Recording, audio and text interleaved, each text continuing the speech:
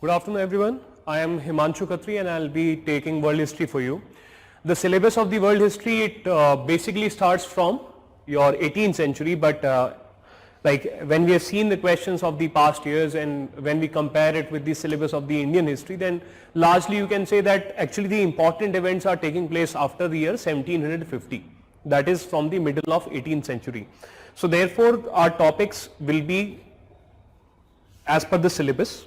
The total number of classes that we will be taking will be roughly 18 to 20 classes we will be taking to complete the syllabus. That will be the goal, right? Although it is still a challenge given the syllabus, but we'll try to restrict.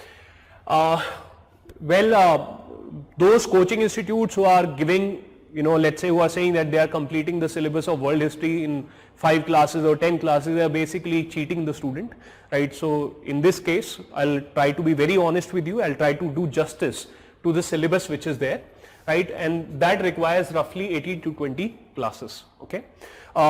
As far as the importance of the world history is concerned, so when the syllabus was changed, then at that point of time around 4 to 5 questions were there in the world history. Later on an average, it can be said that roughly 2 questions on an average they come in the world history, right? So therefore at times what happens is that the students, they do not give proper importance to the world history. The reason is that they think that there is only 1 or 2 questions, why to study for that, okay? But the problem is, if you look at the international relation, if you look at post-independence India, if you look at many of the other subjects which you devote much more time to, they also have on an average 2 to 3 questions or 1 to 2 questions. Like art and culture, for example, it has approximately 2 questions, right? And the syllabus of the art and culture is again huge.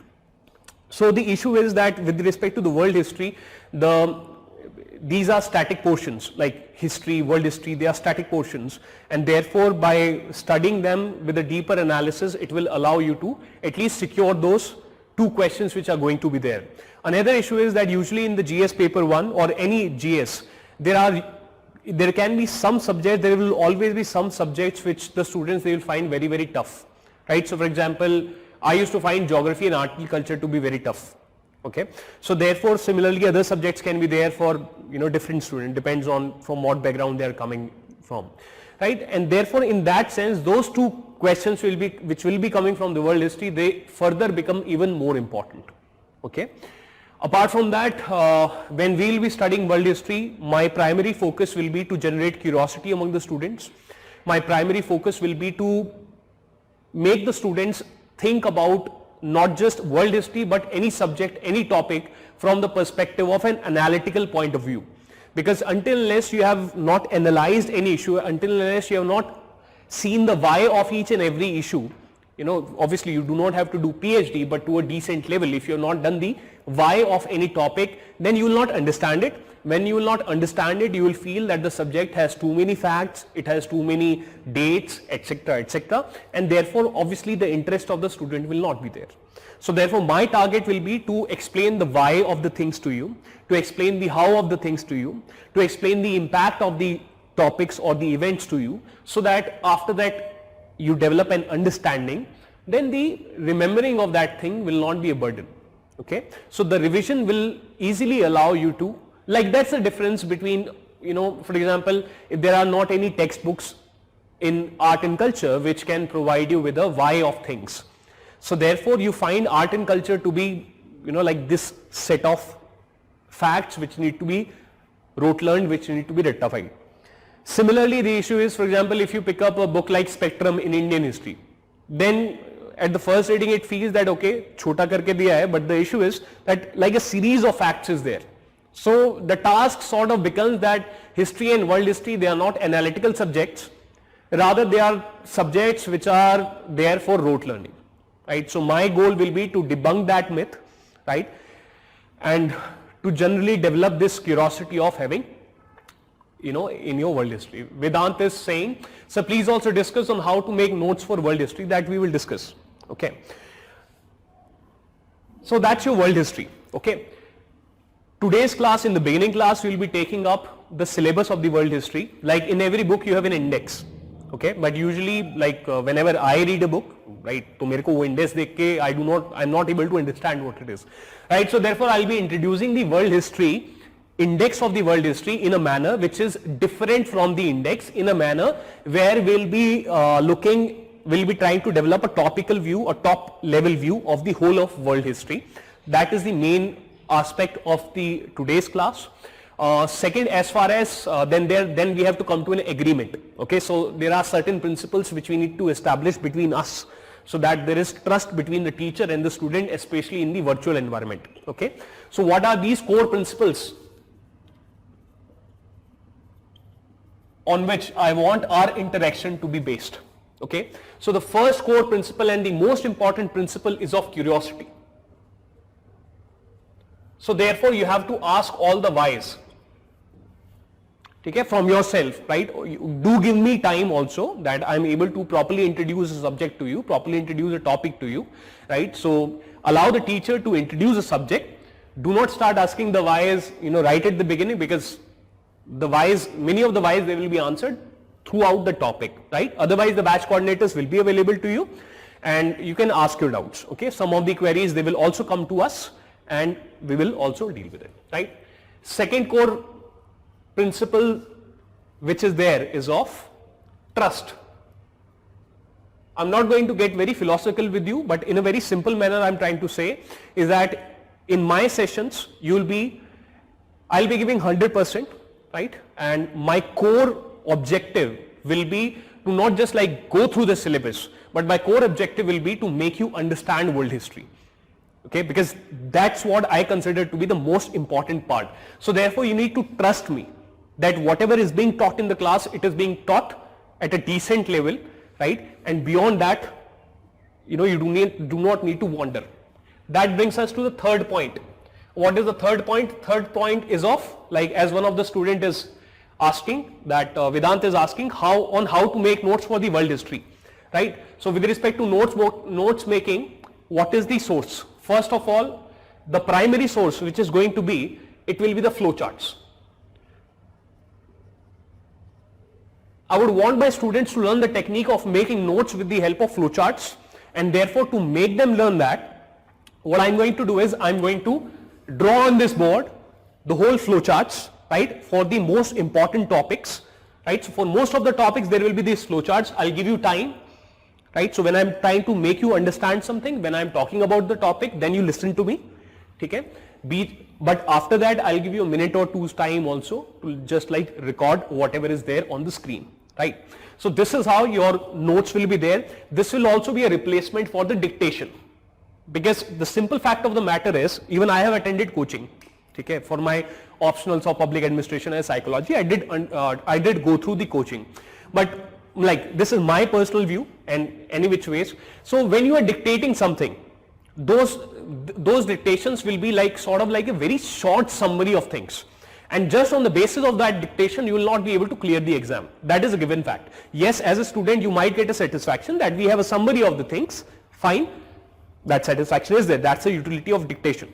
So I came up with this idea of flowcharts. These flowcharts, they will act like a replacement of the dictation, right? So you make these flowcharts, they will be very much self-explanatory, and this is how your notes will also be made simultaneously, right? So that is one thing. Yes, as a second, so this will be our primary thing. Then there will be a mixed approach will be there, because there are certain topics which are not, let's say that important, or which can be depending on the pace, because I am only being given 18 to 20 classes, right? But if you look at the syllabus of world history, if we talk about each and every issue as per proper the syllabus, then number of classes will be required more, right? So therefore that's why a balanced approach is required. So flowcharts as the primary source, other secondary source they can be, for example, for some of the topics, yes, I'll dictate you. Wherever those topics they are not available in the notes, dictation will be given to you, okay? But it will be a rare phenomenon. Apart from it, you will be given PPTs. So therefore, for many of the topics, like PPTs will be given to you for every topic, for even those topics where these flowcharts are there. But the point is, I definitely will encourage you that you make these flowcharts because, I mean, आपके फायदे के लिए, it's for your benefit, that if you are able to develop this technique of making flowcharts not just for this subject but for your other subjects also, it will be really, really beneficial for you. It will like truly beneficial to you. Like in my preparation, the best thing which I learned, self-learned, was this art of making flowcharts. It minimizes, it gives you a pictorial, view of the whatever content is there. During the time of revision, it assists you a lot for a relatively faster revision. The simple point is there. If you have this kind of a diagram, on your page, which is depicting all the information, information is depicted in less number of words, right? And second, if you want to locate any subject, then you can look at these boxes and okay, these are the subjects. Whereas if you have these kind of notes, then through a topical view, by having a topical view, it will become very difficult for you to like locate a paragraph in that whole page, what you are actually looking for, and ऊपर से देख के कुछ you will not be able to understand, right? So therefore flowcharts will be there, but apart from that PPTs will be there, right? Those PPTs, they will be provided to you in PDF form, right? So these PPTs, they will also act like summaries. So they will also act like summaries. So when I used to have offline classes with my students, so I was not making these flowcharts earlier. I was mildly dictating, but these PPTs, they used to serve as the notes, okay? And many of the students, they used to be fine with it, right? Anyways, so these three modes will be there, but majorly it will be flowcharts, otherwise PPTs will be there with you, right? In your class, your primary focus should be on understanding and making these flowcharts, right? PPT वगैरह सब आपको मिल जाएगा, ठीक है? Now, as far as so that clears note about the notes. That's what Kirtana was asking. Devyansh is asking about the sources.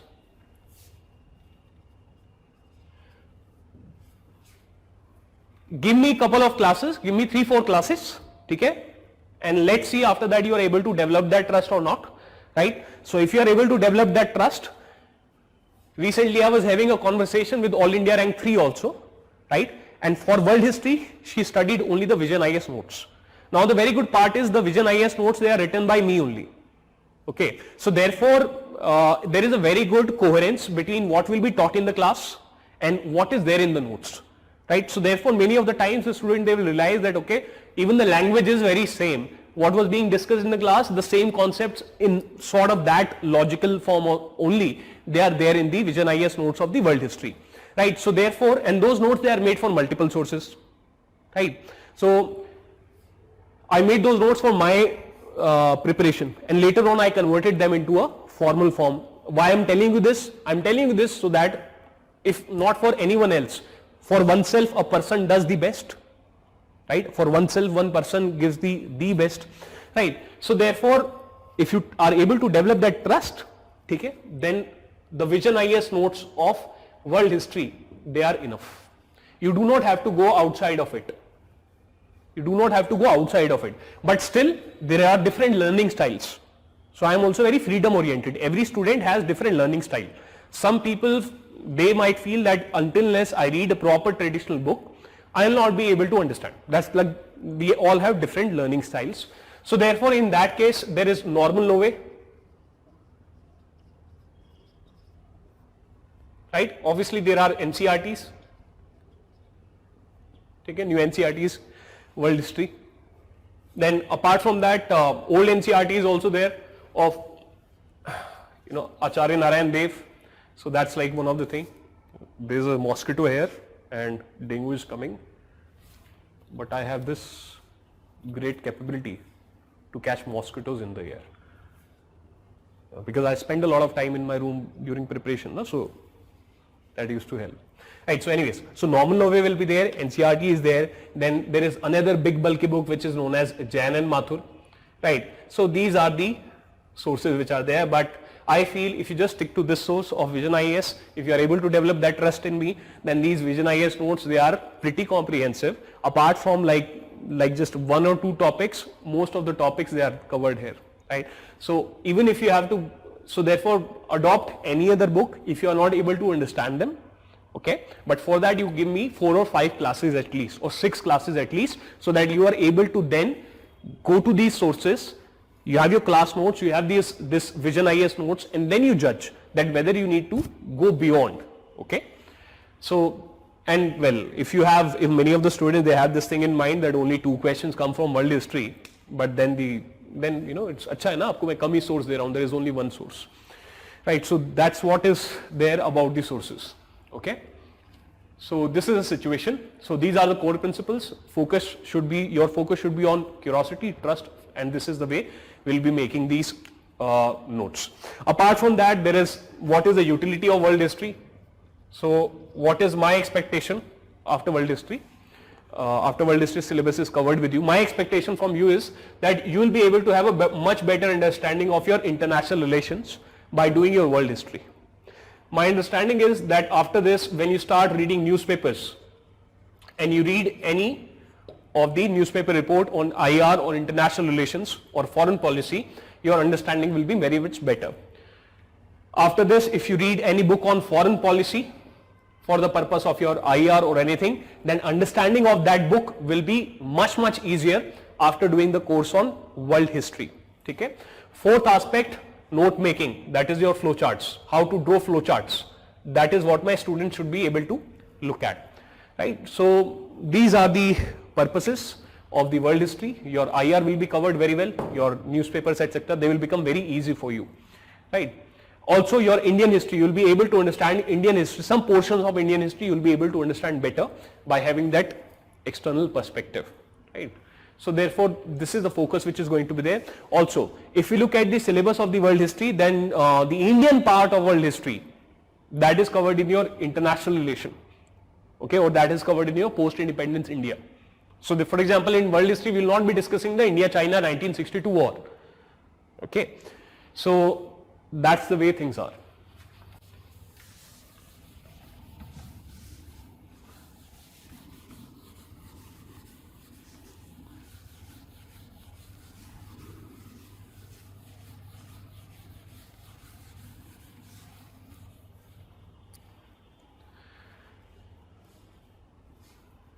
Right.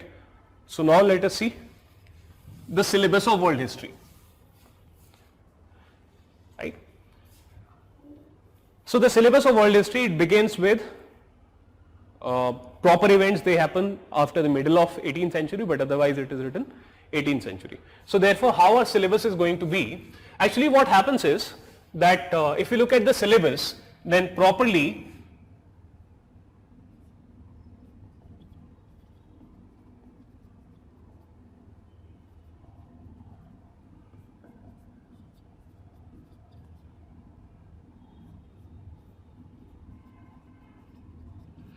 Seven-year global war, which Winston Churchill said that it was like the first world war, the true first world war. Okay, so therefore this becomes one of the major event.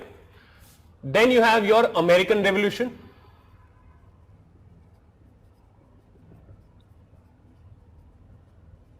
which was from 1765 to 1783. Okay, then you have your French Revolution,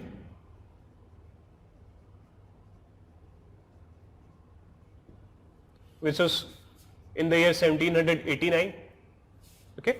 Acha, एक और चीज, to develop, we also need to have an intellectual repo. What is the intellectual repo with respect to making of notes? So there are certain symbols which we will be using for note making, and therefore you should be knowing it. So for example, if I write this, it basically means high. If I write this, it basically means increase. So this is the same, कोई फायदा नहीं हुआ, but it is low. Otherwise this is decrease, right? This is imply. Okay. When I write this means, if I write A led to B, so this symbol, it basically means led to, right? When I use this, then it means that chronology is there, and after one event, after A events, this event is happening, but there is not a causal relationship between A and B as such, right? So therefore this is the chronology part. When I write this, so this is like a different symbol. Why I use this? Because there is this opposition. So therefore this symbol, it stands for opposition, or it stands for against, as against, or it stands for versus, it basically stands for some kind of opposition or opposed to, some kind of, this kind of thing is there. So these are the symbols which we'll be using, and so as to minimize what is being written. Okay. Anyways, so 7-year global war, American Revolution, French Revolution 1789. These are the first few events which we encounter. Okay. After that, but the problem is what? When we do American Revolution, or when we, let's begin with 7-year global war. So when we talk about 7-year global war, what is happening is, what is the fight? Fight is basically happening over colonies.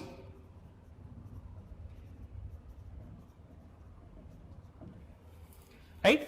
When you talk about American Revolution, then during our discussion, we find that, for the first time, a first written constitution is coming into picture. We talk about that the American society, it was not having any special privileges for nobility, right? So therefore we talk about the principles of American Revolution. So what we see here is that in both of these cases of American Revolution and the French Revolution, there is a anti-feudal element. Anti-feudalism, it is there. Right? Now, as a result, what happens is, if you need to understand that how French Revolution, it demolished feudalism in France, and then how the spread of French Revolution resulted in demolition of feudalism in the rest of the Europe, we should understand what is feudalism. Right? Therefore, the topic which we discussed before this is feudalism and its demise. Right? So its demise, it begins. So feudalism was an era from 600 AD to 1500 AD. Okay? So therefore, did it end in 1500? Obviously no. अगर खत्म हो जाता तो how would have French Revolution be called that it ended feudalism in France, right? So what happened? Its demise began, or its demise set in.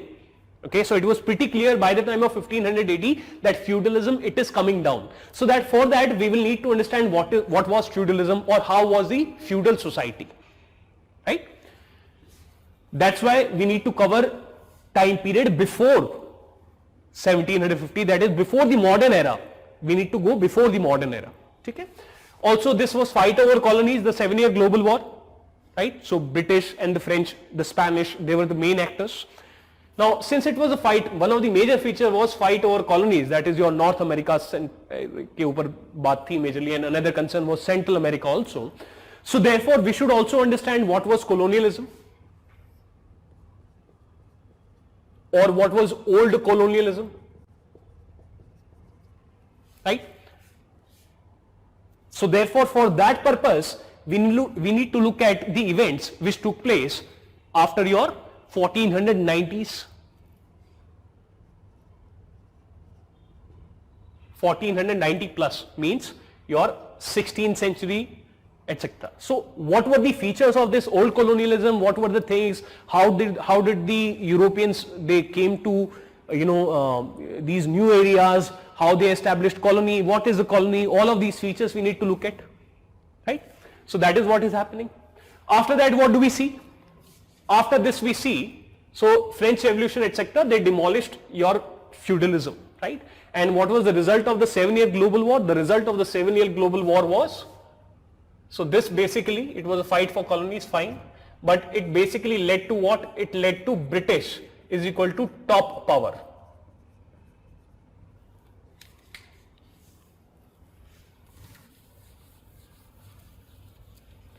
It resulted in British becoming the top power, right? American Revolution, the spirit is of anti-feudalism, that is fine, but what American Revolution it is leading to is, it is resulting in your US is coming into picture, right? What is the result of French Revolution? There is end of feudalism.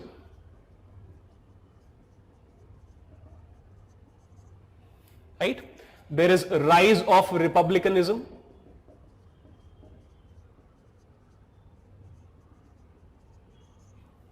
There is rise of republicanism. There is spread of the spirit of French Revolution to rest of Europe. These are the events which take place. Okay, so we'll be discussing them. This is just an index, right? So ये सब कुछ कुछ चीजें हो रही है, ठीक है? You will come to know. It is just an index, right? So right now, do not put any pressure on yourself that you do not know what was 7-year global war. This is just an index, right? So this is what is happening. Apart from that, what happens? Why there is a spread of your French Revolution? It is majorly because of Napoleon, right? So therefore, what was Napoleon and what was the impact of Napoleon on the rest of Europe? ठीक है? So French Revolution ये हुआ. Apart from that, there was another thing which happened, which is known as Congress of Vienna,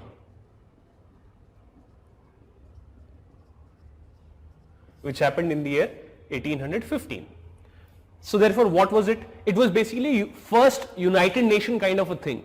So for the first time, the world powers, they are coming together, they are establishing some kind of a body that, okay, we are going to, for maintenance of world peace, we are going to have this Congress of Vienna. Okay? So this Congress of Vienna, what was it about? It was majorly about global cooperation, or it was something about multilateralism, plus it was about a new concept known as balance of power. Not a new concept, but so we will try to see what is a balance of power which is there, right? So French Revolution, right? Also, when we say rise of republicanism, okay, not just in France, but with the spread of French Revolution outside of France also. What is the meaning of republic? The meaning of, ये सब हम चीजें will see it again, but the meaning of republic is that there will not be any monarchy, there will not be any kings, right? So we can also say that it was a with the French Revolution, the fall of monarchies that began.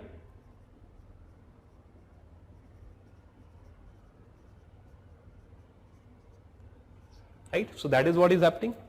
So these three important events, they form the majority of the part. What is the fourth event? The fourth event, it is your Industrial Revolution.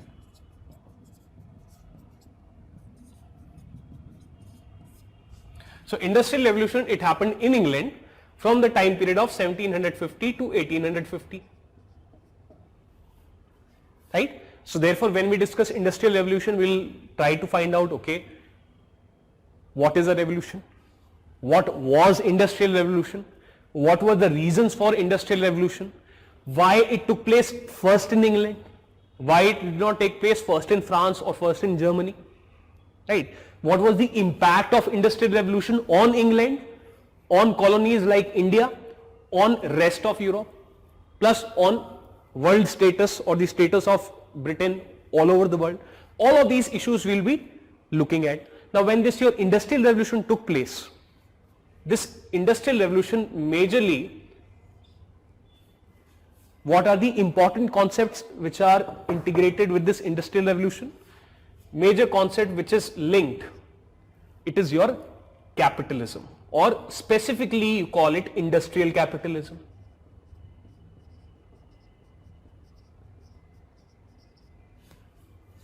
Okay. Now this creates a doubt in my mind. What is the doubt in my mind? The doubt in my mind is that it is two words, industrial and capitalism. Why it is not just capitalism? Why this word industrial is added here? Right? Can there be any other form of capitalism? Okay. So therefore this brings us to the concept of another form of capitalism, which is mercantile capitalism.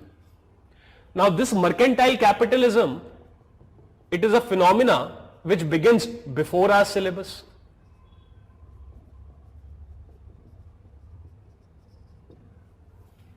Okay. It is also known by the name of mercantilism. When the state does mercantile capitalism, then it is known as mercantilism. Now, at times a question can be there that American Revolution was basically a revolution against mercantilism of Britain. So therefore, that means we have to go before our syllabus to understand what is mercantile capitalism, so that we are able to better understand industrial revolution, and we are also able to identify the reasons of American Revolution in a much better way, right? That is what is happening. Now your industrial revolution is there. Now another issue comes. What is the issue? Issue means topic. Another topic which comes into picture is nationalism. That is, there is a topic called nationalism. Right? Now you people might say कि nationalism क्या है, मोदी जी की rally देख लेंगे, nationalism में समझ आ जाएगा. नहीं, it is more, it is more. ठीक है, that. So what is nationalism? So nationalism, it arose as a concept majorly after the French Revolution. Okay, and with the spread of French Revolution, there was also spread of nationalism. Okay, so we'll go into all of that, but a topic comes into picture, nationalism, right? Okay. Now there are certain issues which are connected with this nationalism. Okay, they are also part of our syllabus. What are those? Now because of this nationalism,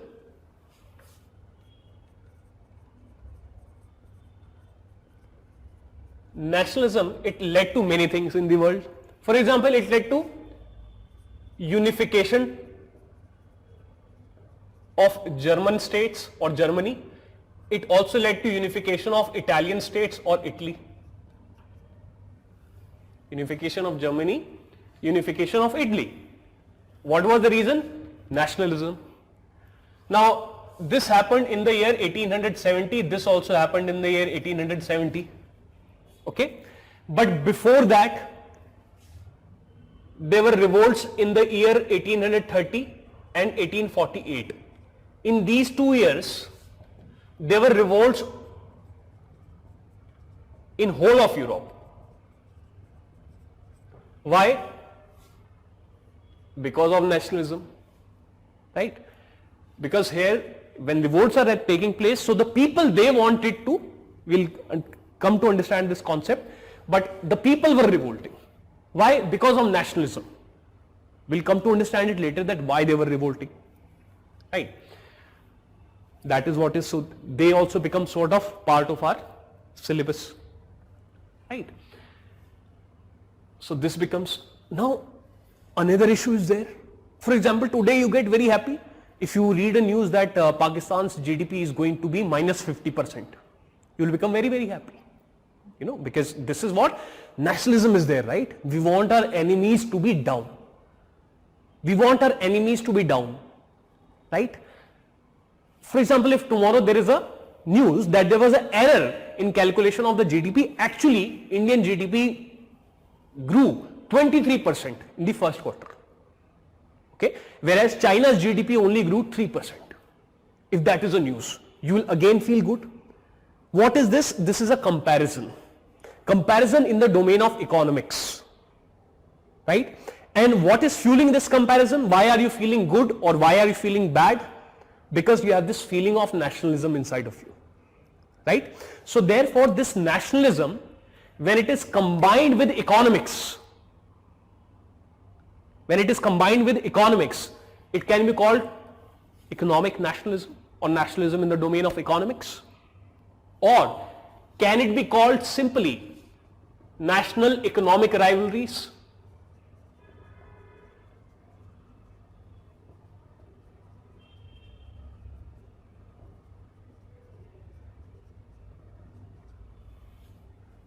Right? National economic rivalries. The word national, it is coming from nationalism, but from where the economics is coming? Economy is coming from industrialization. So when your industrial revolution took place, IR is industrial revolution. So when your industrial revolution took place, it provided countries with better means of production. Now you had machines, you could produce goods much faster, right? Now when you had this industrial revolution, plus when you combine nationalism with it,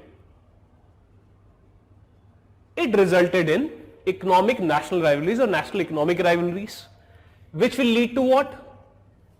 We will come to understand it better when we go into the depth of the topic, but it will result in what? It will result in a race for colonies. So like India was a colony of Britain, okay? It will result in race for colonies. That means it will result in what? It will result in, there was this old colonialism which happened before industrial revolution. Now हमारा syllabus थोड़ा आगे आ गया है. We have come to 1870, right? So therefore what do we see? There is a race for colonies after the year 1870, and this is known as new imperialism. So this is also a topic in our syllabus, right? This is known as new imperialism, that is somewhat connected with colonialism. Therefore another topic becomes that, sir, what is the difference between colonialism and imperialism? So that we'll see that what is the difference between colonialism and imperialism. That is also what we'll see. Then, sir, why this word new is there? So we'll also try to see that what was new about this imperialism, how it was new.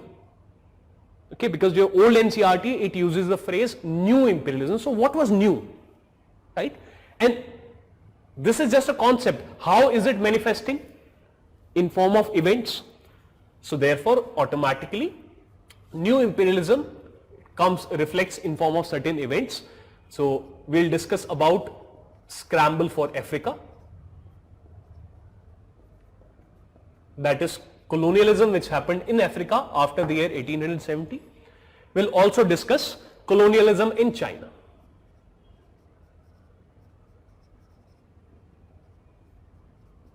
Now China is very, very important for us, because for any civil servant, be it a IFS officer or be it IAS officer or be it IRS officer, this is very, very important.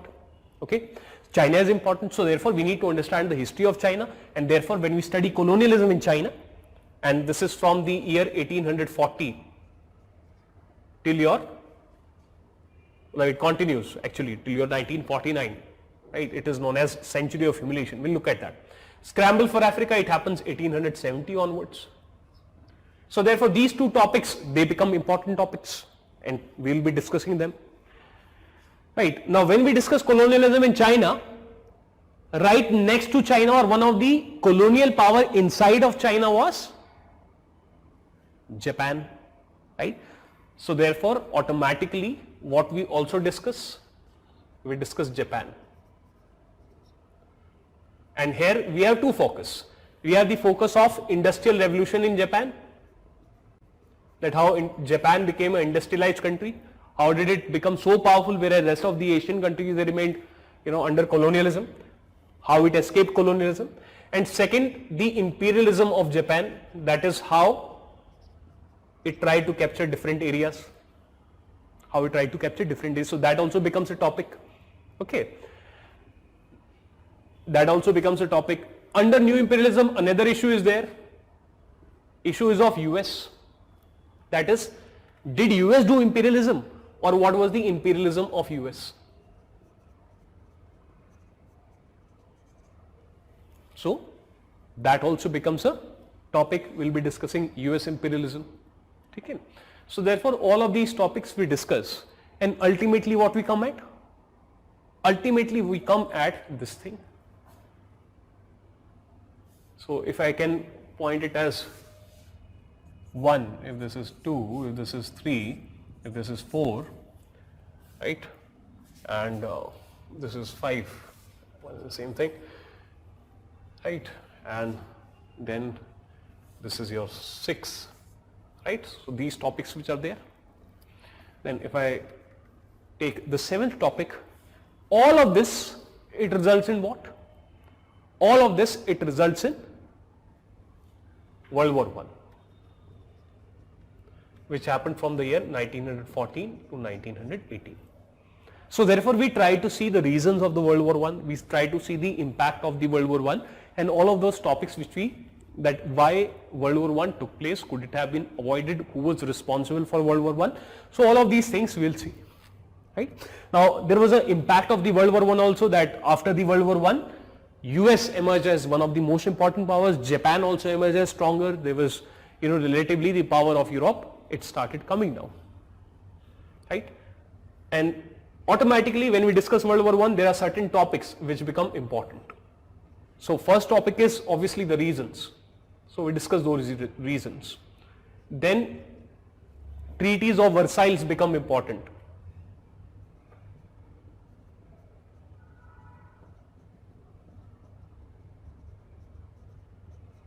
So these were the treaties which were signed after the end of the World War I. Okay. So that becomes the major topic. Apart from that, after the World War I, the predecessor of the United Nations comes into picture, which is known as Leagues of Nations or League of Nations. So it was a UN-like organization or United Nations-like organization. It existed from the year 1920. So treaties of Versailles, they came into effect in the year 1920. League of Nations, 1920. It also came into existence. So therefore we will discuss the League of Nations. Okay. Next topic which comes automatically after the World War I is the interwar years. That is what happened between the World War I and the World War II, what were the events which resulted in the World War II, right? So therefore when we discuss the World War II, which happened from 1939 to 45, right? What do we discuss? We discuss interwar years, because there lies the reasons. Why did World War II took place? Interwar years. Interwar years from the time of 1918 till the time of your 1939. Right? When we discuss World War II, obviously we discuss the impact of Hitler, that is role of Hitler.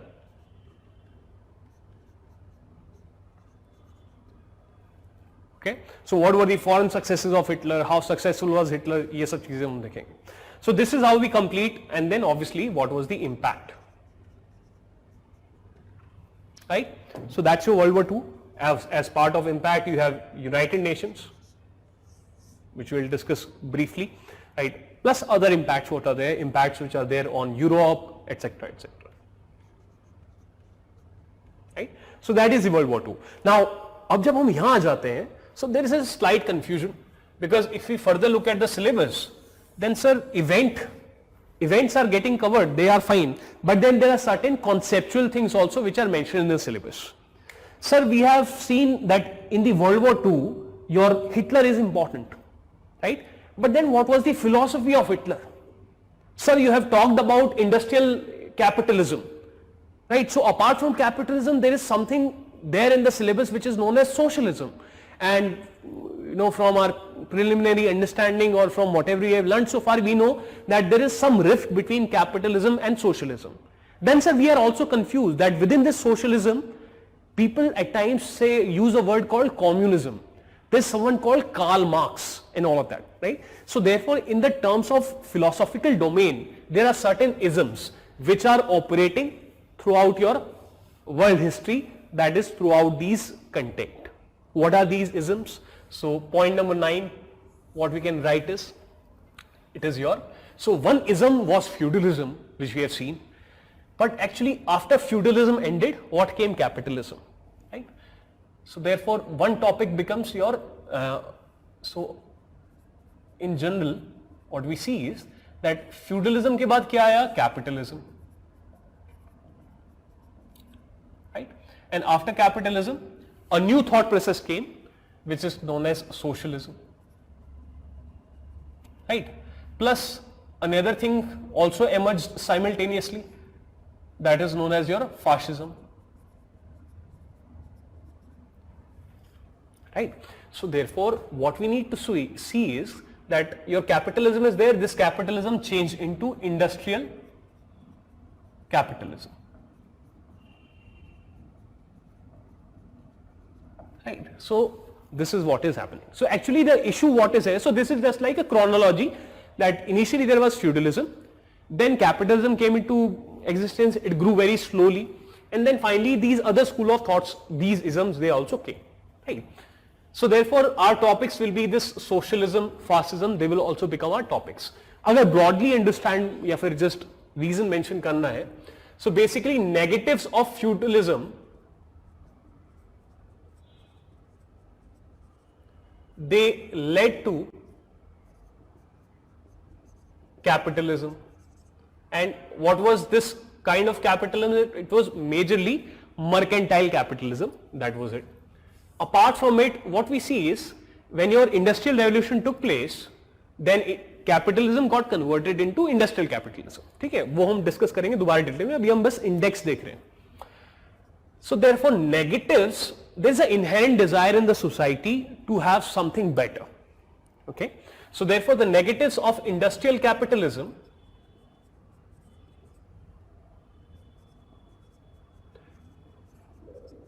they led to what? They led to something called socialism, right?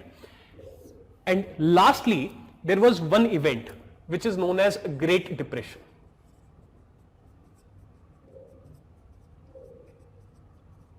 Now this Great Depression, it happened in 1929, it continued till 1939. Okay, we will discuss what it was. It had a huge impact on the world. For example, this is the Great Depression which resulted in rise of fascism. What do you understand by fascism? So therefore people like Hitler, people like Mussolini, they are known as fascists, right? It also led to, it was majorly responsible for World War II. So we'll see that how it led to World War II, वो topic वहाँ discuss हो जाएगा. But here हमारे topics क्या क्या हो जाते हैं? सो बेसिकली फ्यूडलिज्म वो हम पहले डिस्कस कर लेंगे. कैपिटलिज्म वो फ्यूडलिज्म के साथ साथ मर्केंटाइल कैपिटलिज्म डिस्कस हो जाएगा when we discussing American revolution. Negatives of industrial revolution led to socialism. So this also will become our topic, socialism. Now when we look at the syllabus, then it is also mentioned that different philosophies or different shades of these things. So therefore one of the topic which we will cover, it is different shades or different forms of socialism. Different forms of socialism. That is, we will discuss about Marxism. We will discuss about Marxism or communism. We will discuss about different other school of thoughts. For example, we will talk about terms like scientific socialism. We will also talk about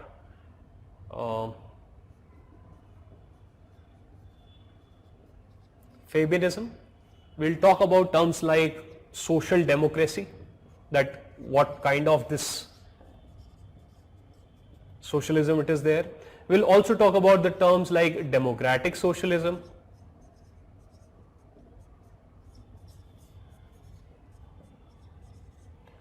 We will also try to have a discussion on Indian socialism, that is what is the kind of socialism which is there, it is in India, which is there in India, right? So this is there. So this is your socialism. ठीक? So ये सब topics हम लोग discuss करेंगे, right? We will also discuss your fascism. When we discuss fascism, we will discuss rise of Hitler, we will discuss rise of Mussolini, that how these people they came to power and what is fascism, what were their policies like. So that part we will be covering. Now, sir, in a way, this is a ism, fascism. So that ism got implemented in the regimes of Hitler and Mussolini. Did socialism also get implemented in any regime? That brings us to the next topic. So next topic becomes Russian Revolution, because that was the first time when the principles of Karl Marx, they were tried to be implemented by Lenin. So Russian Revolution is there. So automatically when we study the policies of Lenin, we also come to know about Leninism. Okay? So Russian Revolution is there. So therefore a topic comes to, when we discussing about socialism, a topic comes into picture. The topic is socialism in Russia. So therefore there is this grand topic which we can mention, socialism in Russia. When we discuss socialism in Russia, our first topic will be Russian Revolution of 1917. But then there was another important leader who adopted very different kind of economic policies as part of socialism only, and that person, it is known as Stalin. So therefore we will discuss Stalinism. It was from the year 1929 and he died in 1953. Okay. Then another person came into picture, that is the regime of Nikita Khrushchev. There is a person, or in general what we can say, we can discuss the era from 1954 till the fall of USSR.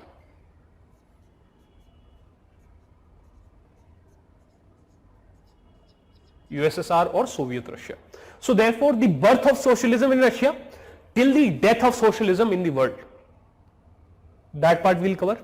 Okay, so fall of USSR, why did it fall, what were the reasons, right? What were the economic policies which are responsible for fall of USSR in the year 1991? So that part we'll discuss, that is your 1991, right?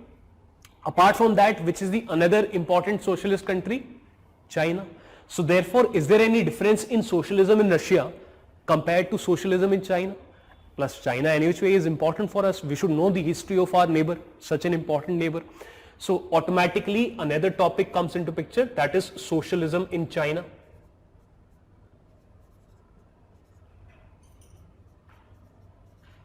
Right? And this socialism in China, it got implemented in the year 1949 and it is continuing till now, right? But for our purpose, we will discuss till 1989 when your event Tiananmen Square, that kind of event happened. Okay. So when we discuss socialism in China, we come to know about another form of socialism, which is very weird, which is like you put two opposites together, which is known as market socialism. Right. So when socialism came in China, who was the leader? Mao was the leader. So we'll try to see what was Maoism. After Maoism, we will try to see what was market socialism. These two are very different words. Market and socialism, they are very different words. So therefore, we will see what is market socialism, how it can be there. That will allow you to understand China, which is of today. Right? So if I ask you a question, is China following capitalism in its economic policies? Right? And then I ask you, is China a communist country? So therefore, after this discussion, your confusions which are there, they will end. Some of you might know the answer already, but like, how is it? What is a communist economy then? Okay? And is China a communist country when it comes to its economy? So therefore, what is it? Right? So we discuss socialism in Russia, we'll also discuss socialism in China. These are the topics that we'll be discussing. Okay. Apart from that, once your World War II ended, what came into picture? Cold War. What also happened after World War II? Decolonization, that is, the erstwhile colonies, they became free, they became independent. Right? So therefore, what are the other topics which can be there? अगर इसको मैं थोड़ा सा delete करूं. So here we can simply mention forms of socialism. Okay.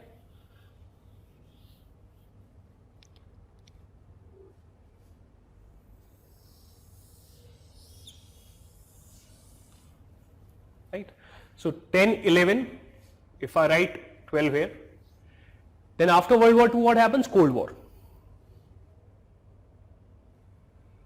So therefore this becomes a very important topic because here Russia and US, they are fighting amongst each other.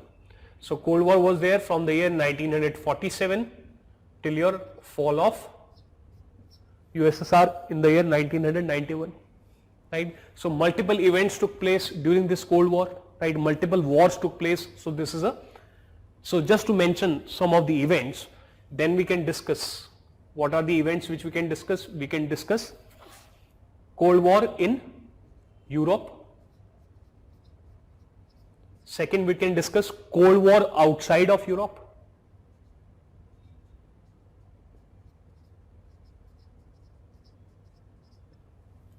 Right? Cold War outside of Europe. And when we discuss outside of Europe, there multiple events are there. इतनी जगह नहीं है यहाँ पे, but you know, lot of events are there when we discuss this Cold War. Okay. So these two will become our major topics. Okay. Outside of Europe, for example, Korean War was there, Vietnam War was there, right? Then Israel-Palestine issue, etc. were there, right? So anyways, Cold War is there. Another topic after World War II, what happens? Your decolonization.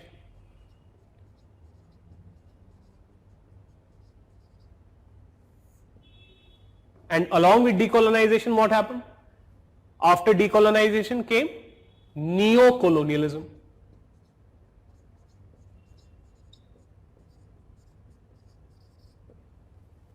Right? Now, it can be studied as part of Cold War, it can be studied as part of neo-colonialism, but there is a topic, important topic from the perspective of current affairs, which we will discuss about is your Arab-Israel conflict.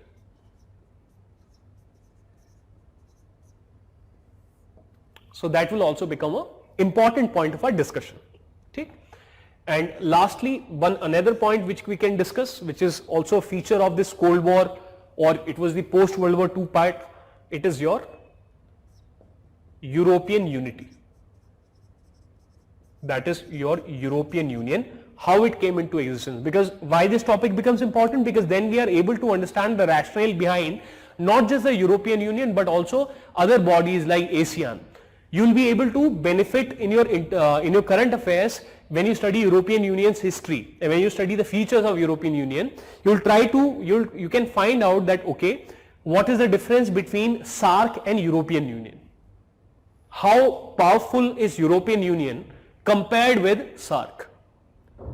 Right? And therefore, what can be the benefits if Pakistan comes online and somehow we can have a SAARC which is like European Union? So, we will be able to understand that what happened, that from 1914 to 1918 there was World War I, from 1939 to 45 there was World War II, but beginning in 1947 and especially 1951 there is this European unity is there, a movement towards formation of European Union. That is, we will discuss the era of 1951 till your 1993 when European Union came into existence. What were the forces?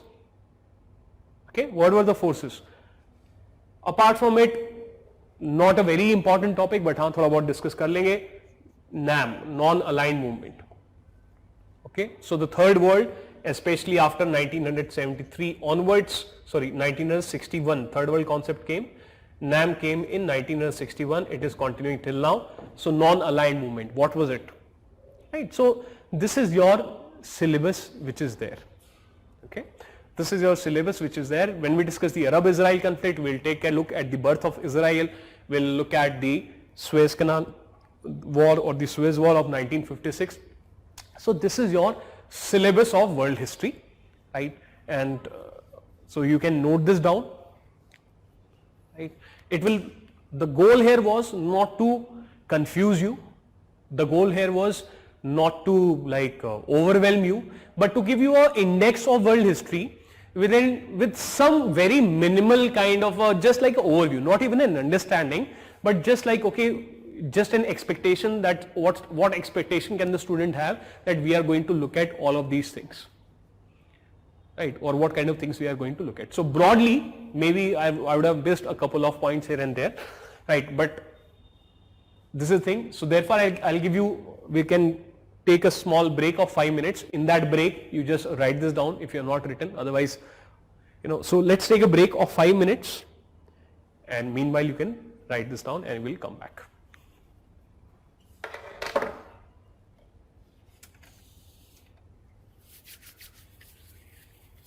इसको half half करके दिखा देना ताकि पूरा. Okay, welcome back. My apologies, we were 2 minutes late. Why I'm saying this? Because I'll try to be very, very punctual, right? So therefore the classes, they will begin on time. That will be my thing, and the breaks, they will also be timed. Anyways, so we have a lot of questions. No, not a lot of questions. We have 2 questions. Okay. Pratik is asking, is it important to remember event or dates? Nah. I'll give you a very easy technique. because my memory is also very weak. Okay, so how I was able to remember dates, it's a very easy thing. So for example, Prateek, let us imagine that you were born in the year 1992, okay, or you were born in the year 1993. If you would have asked this question by now, I do not know you.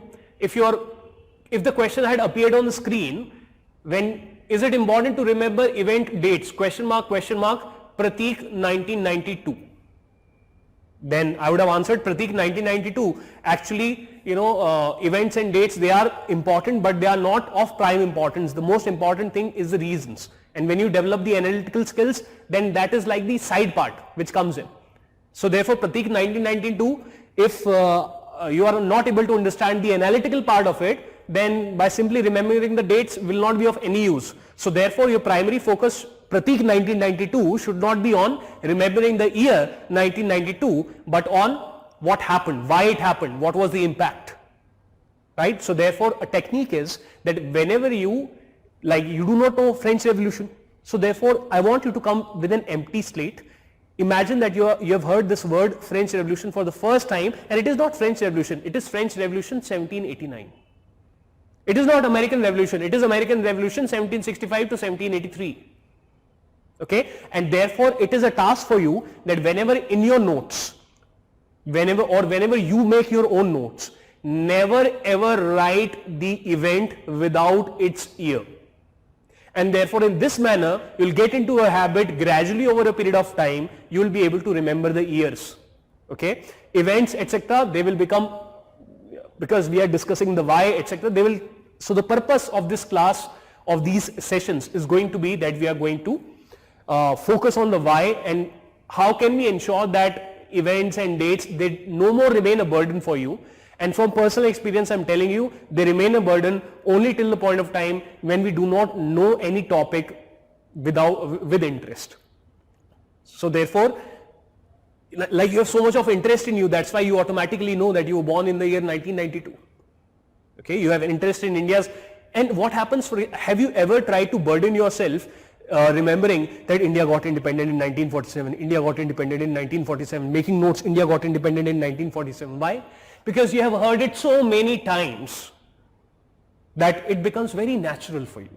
Do you have to remember that this is a sketch pen, this is a sketch pen, this is a sketch pen? Do you make notes, this is a sketch pen, this is a sketch pen? No.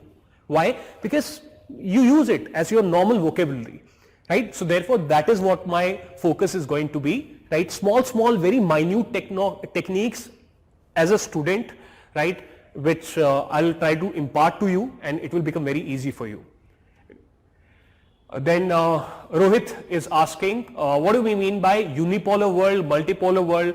Is it under Cold War subtopic mentioned here? Yes, it will be part of Cold War subtopic, but before that it will also come in, right? So therefore, now in this session is an open session, right? Open session in the sense that there is no foundation on me. I have not put any foundation on me that I have to begin syllabus, right? So therefore, I would like you to ask such conceptual doubts like Rohit has asked just now. So therefore, we do not face a problem, because in other batches what happened, for example, if I've used a word unipolar world, now the student is stuck because he does not know what is exactly unipolar, and he feels that constraint that, okay, for example, if I use a word protectorate, then the student gets stuck that, okay, what is it? What is the meaning of it?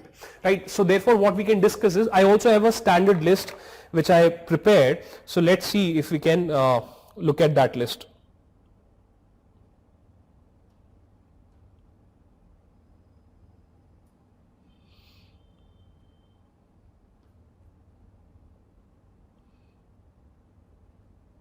Just give me a minute.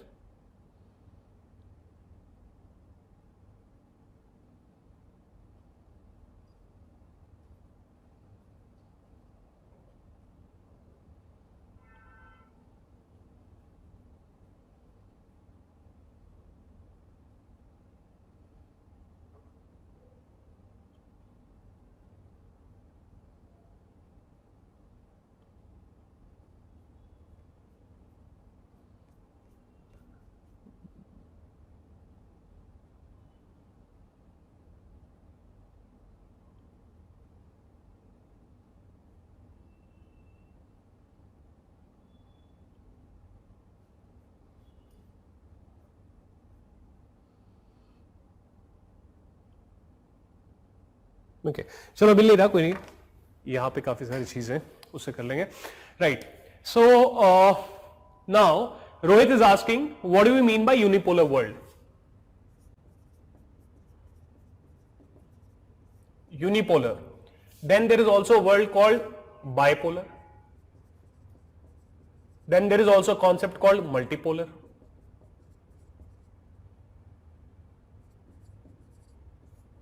So what is the meaning of the word? The meaning of this word unipolar is when you have only one pole around which the whole world is revolving. That is unipolar world. That means when you have one superpower. That is your unipolar world. No other, and this is always a comparison. Okay, so when one superpower is there, and it is like how it is a superpower, what makes it a superpower? When rest of the powers are far behind that power, it is known as unipolar world, right? Then bipolar world, when you have two superpowers around which the world revolves. Right, so therefore this is known as a bipolar world. Rest of, apart from these two countries, rest of the countries, they are far behind. Okay, then what is multipolar world? When there is no one country which can say that I'm superiorly far ahead of everyone, that no one can challenge me, when no such country is there, right? So therefore a multipolar world, it means that the world is dominated by multiple powers. They dominate the world. There is no one, एक कोई नेता नहीं है, there is not one, right? So unipolar world is Modi ji.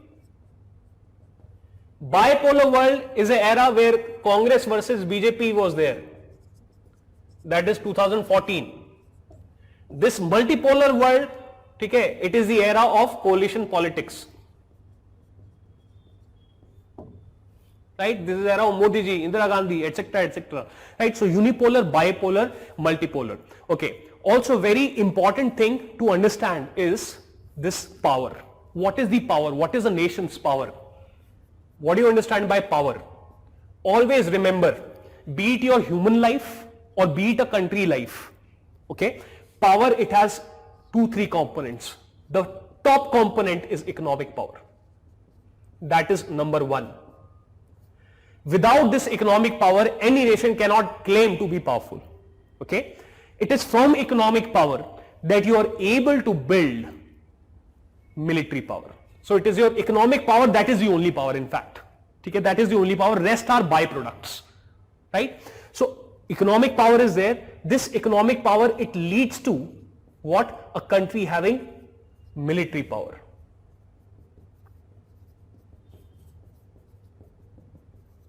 Okay, a country having military powers, right? So economic power and then your military power. These are the two. Now, for example, in case of Russia, now you can say that, sir, but in case of Russia today, Russia has like one of the maximum number of nuclear warheads. So Russia has a great military power, but sir, Russian economy is not there.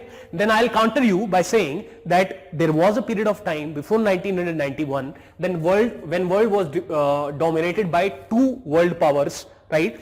And therefore two economic powers were there in the form of US and the USSR, and that is how because of the inheritance of economic power, in the past from the economic power they developed the military power, and now they have inherited that military power. So if there is not economics in present, there was economics in the past, which resulted in this military power to be there, right? So that is this kind of thing. Okay, so that's the power which, okay. Then there are certain other principles which are there. What are these principles? Always remember, there are certain principles in world history, there are certain principles in current affairs. Always remember, good economics is equal to good politics. Now this politics, it can be domestic politics. This politics, it can be international politics.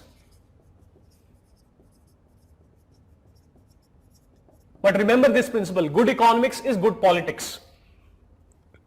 And what do you mean by good?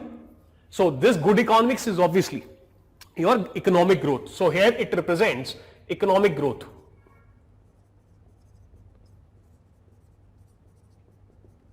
right? What else it represents? It represents relatively low unemployment,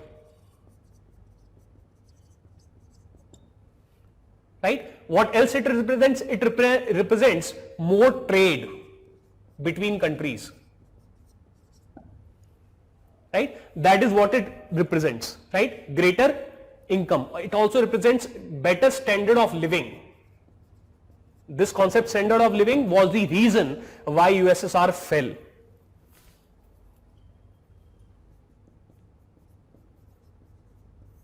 Right? So this is what is good economics. What is your good politics, or what is a good in politics? So in the domestic politics, obviously stability, or there will be strong state or strong governments, right? So that is the good in the politics. What is the good in international politics? Good in international politics, it will basically mean harmonious relationships.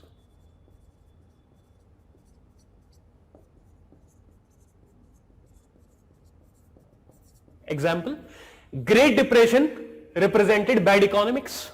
1929 to 39, Great Depression was there, that represented bad economics. Abhi right now you do not need to burden yourself to remember, just abhi sun lo, theek hai? Great Depression represented bad economics. Bad economics will lead to bad politics. What was the result? There was death of democracy in Germany and you saw rise of Hitler. That is domestic. So the government which was there before Hitler, that fell, right? And then Hitler came to power. In the international economics, international politics, what happened? World War II, right? So therefore good economics is good politics. Also remember a very basic thing. It is a natural for people. It is a natural tendency.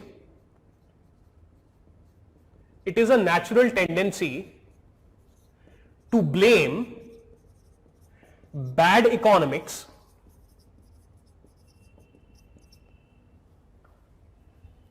on politics. Example, fall of USSR.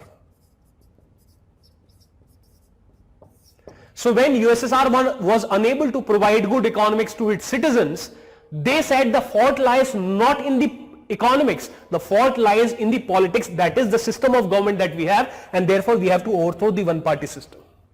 It is a natural tendency. When 2G scam happened in India, what was the result? Modi ji came to power, right? When corruption happened, that is bad politics, bad economics, it resulted in attribution by the people on the government which is there, right? So be it your domestic politics, be it your international politics, these are certain principles which always apply. There is another principle which is there, right? What is another principle? This is known as, remember this thing, it is a very important principle, a principle which will be very important in your exam, a principle which has a lot of importance because of its inheritance importance. A principle which is called a principle because it is an important principle. Okay? Not given by Arnab Goswami. What is the principle? The principle is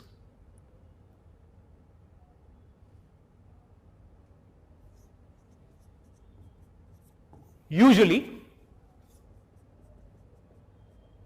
neighbors are not friends.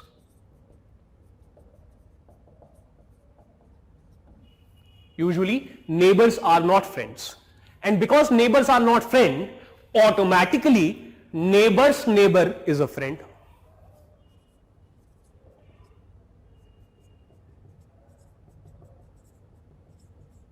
Example, India and Pakistan are not friends, India and China they are not friends, but India and Iran are friends, India and Afghanistan they are friends, right? So therefore neighbor's neighbor is a friend. But then you can point, but sir, Pakistan and China, they are also neighbors, they are friends. So there are exceptions. So when this rule will be violated in international politics. So what are the exceptions? Except when, first point is, when there is high power differential.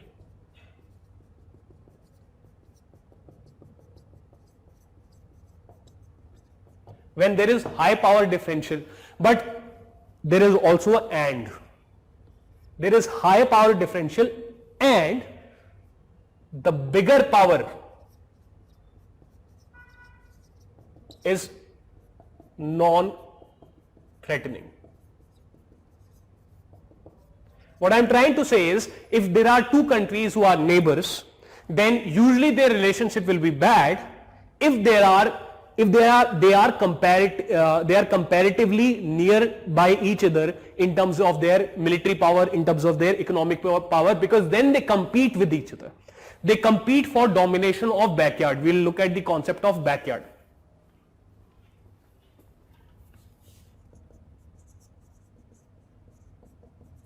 All of these concepts, they are very, very important in world history, in current affairs, right? So what are the exceptions? Exception is, so usually neighbors are not friends. What can be example? Example, China, India. See? Except when there is high power differential and bigger power is non-threatening. Example, China, Pakistan. Example, India, Bhutan. Or India, Bangladesh. Pakistan, they consider us threatening, so that's why. So therefore, this is the principle which is there. Also, there is another concept, except when the two countries who are otherwise not friends, at times they can enter into temporary relationship, good relationship, which is known as transactional relationship. Except when there is a transactional relationship. What do you mean by transactional relationship? It basically means when there is a quid pro quo, that is ek haath le dusre haath de, that is you scratch my back, I'll scratch your back, right? So therefore it is not necessary that India and China all the time will have confrontational relationship. It is not necessary that India and China in all the sectors, that is sector of climate change, sector of border dispute, sector of trade, right, sector of nuclear proliferation. So therefore there can be multiple sectors in which your relationship is operating. So therefore it is quite possible that in some of the sectors you enter into a transactional relationship where your national interests, they are converging. So therefore you learn to cooperate with each other, and this is known as a transactional relationship, or other words which you can say that when there is a merging of interests in sometimes in some years or in your certain sectors, right? So this is a principle which will be used in your world history time and again, time and again, time and again, right? Another example is of China and Russia. So that's how, so today do not think that China and Russia, they are great friends. It is only they have entered into a transactional relationship. That's why you see that China and Russia, they are cooperating, right? Then I mentioned the concept of backyard. This also becomes important. What is the notion of backyard? Backyard, it simply means it is a concept of, it is rooted in geography.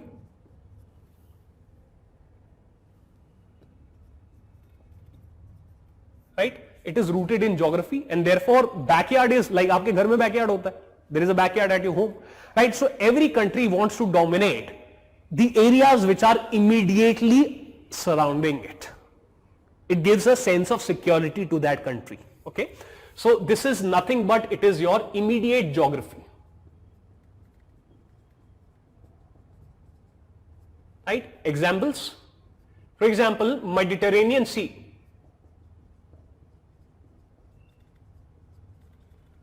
Is backyard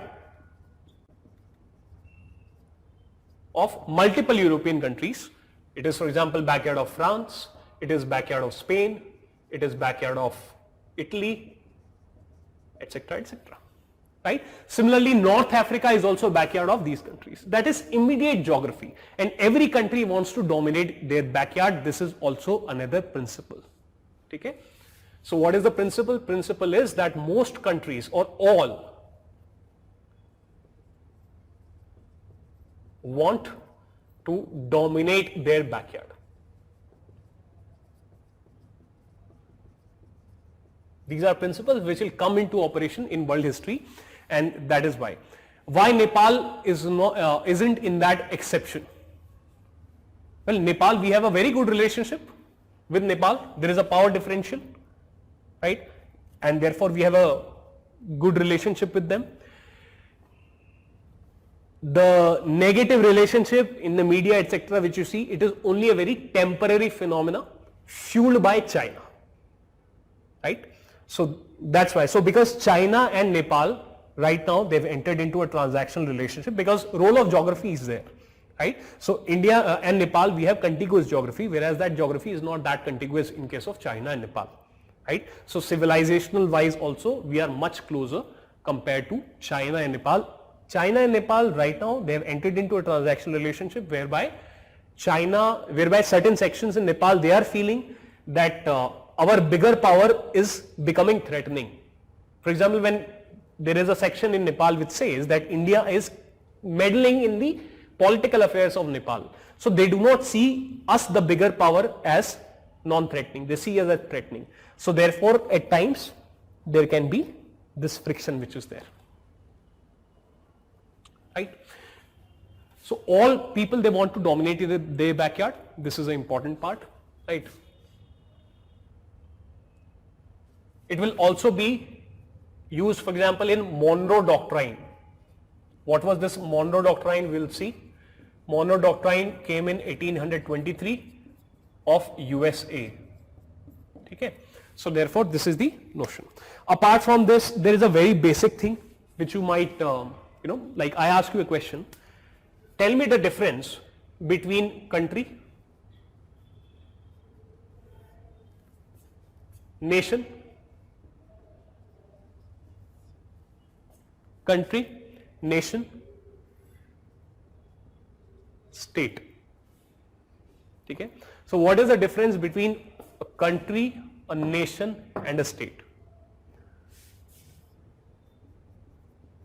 There is also a term which is used, nation state, right? There is also a term which is used, state nation. What is the difference? Anyone wants to attempt? I can wait for 15 seconds, 15 or 20 seconds if anyone wants to answer.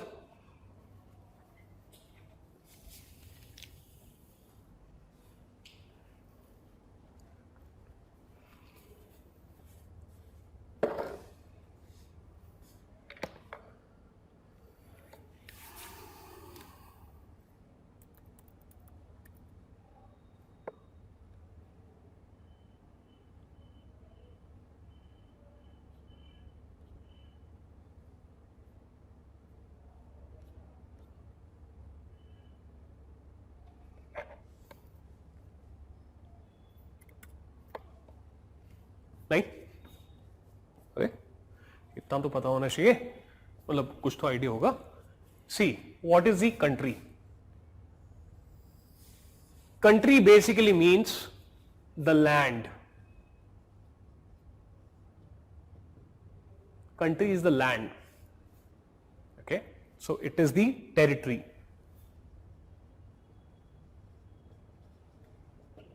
what is the meaning of nation Nation means you and me, we are nation, that is people. Nation is people. That's why it is said, India is a nation in the making. Why? Because are we one people or are we a set of different people? State. State is the organizational structure which governs a territory.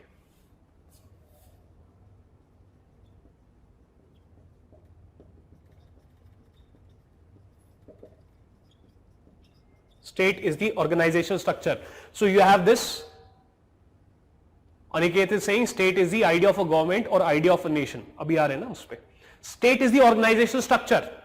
State is your north log, state is your south log, state is your PMO, state is the government, state is the Modi government, state is the executive, the legislature, right, the judiciary, the military, the police, the administration, the IAS, the IPS, they are the state.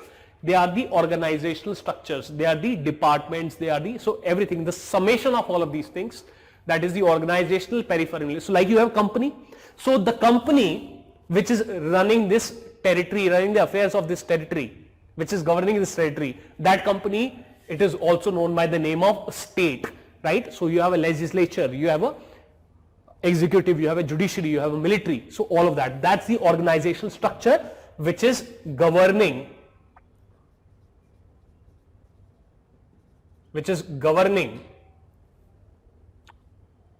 the country or the land or the territory. That is known as state. So what it will include? It will majorly, it is thought of as like the executive, but otherwise it is everything. It is the military is also part of the state. Bureaucracy is also part of the state. Judiciary is also part of the state, like the state apparatus. That is the organizational stuff. Then concept of nation state. What is this? When nation, that is people, when people form the state, that is form the organization or they set up the organization to run their country. So therefore nation state, nation is people. So when people they form the organization, organization is what? The state. Nation state, when people they form the organization to run their country. That is known as nation state. So therefore our constitution, we the people of India. So therefore who has created the Indian state? We the people of India. Right? So therefore nation state is when people they come together, they frame a constitution and they say that this is how things are going to be. Okay, Tushar is saying country, nation and state are same. They are independent authority with respect to land, law, economy and governance. They are not the same, they are different. Right. So when people form the organization to run their country, that is known as your nation state. Then what is a state nation? When a state forcefully brings together a nation. That is when a state, that is an organizational structure already exists and it forcefully captures territory and obviously the people which are there and make those people part of a nation. So therefore what is this? When a state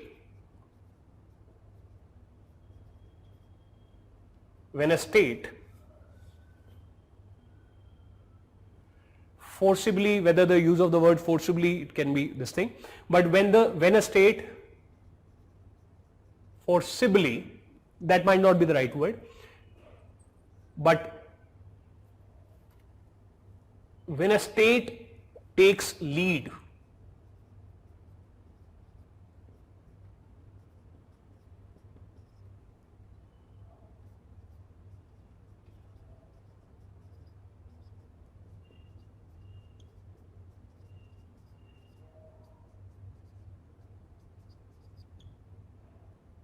So therefore the simple idea is that the state is primary here, right? What is the example? There can be multiple examples. So for example, whenever there are multi-ethnic empires or whenever there is territorial acquisition, then it is there, right? So when you have, for example, when there is a king is there, right? And the king that king decides, or any government is there that decides that we need to add this territory, and then the top down. So it is a state nation is a top down phenomenon, right? So therefore, if someone has to criticize India, right? If there is a Pakistani might say that India is not a nation state; it is a state nation. Why? Because otherwise, Hindus and Muslims, they are not one people. That is, they are not one nation. There are so many differences. They are completely different people. And therefore, it is forcefully after 1947 that forcefully this country has come into existence. That is this state. For example, Pakistani might say that the Constitution of India, it was not framed by the true representatives of the people. There were no elections. And therefore, it is forcefully that already there was a state and forcefully they have created this, they have brought together this nation. Okay, so that's there. Okay, Meena is saying country a pack of provinces, nation a pack of provinces which has sentiments.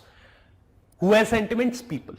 right? So better way to put it is nation is summation of people, right? So when people, they have a common denominator, that is, for example, what does it mean to be French? So I can ask you a question. So what is the test?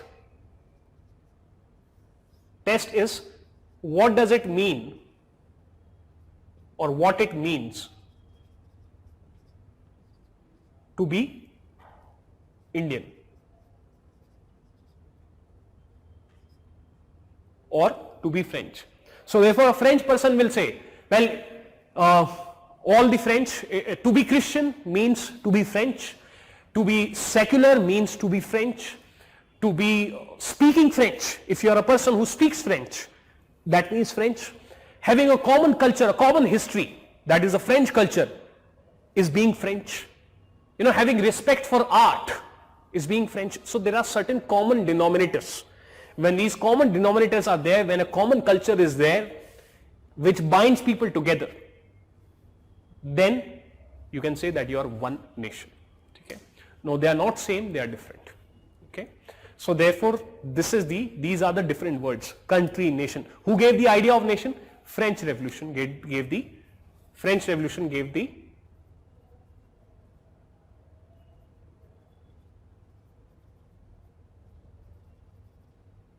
modern idea of nation. That what does it mean to be nation? Okay? So therefore, that is from, and it is from this nation that led to nationalism. And it is this nationalism that led to republicanism. Just note it down right now, you will understand it better. It led to democracy or desire for democracy. It led to end of monarchy. It also led to fall of multi-ethnic empires.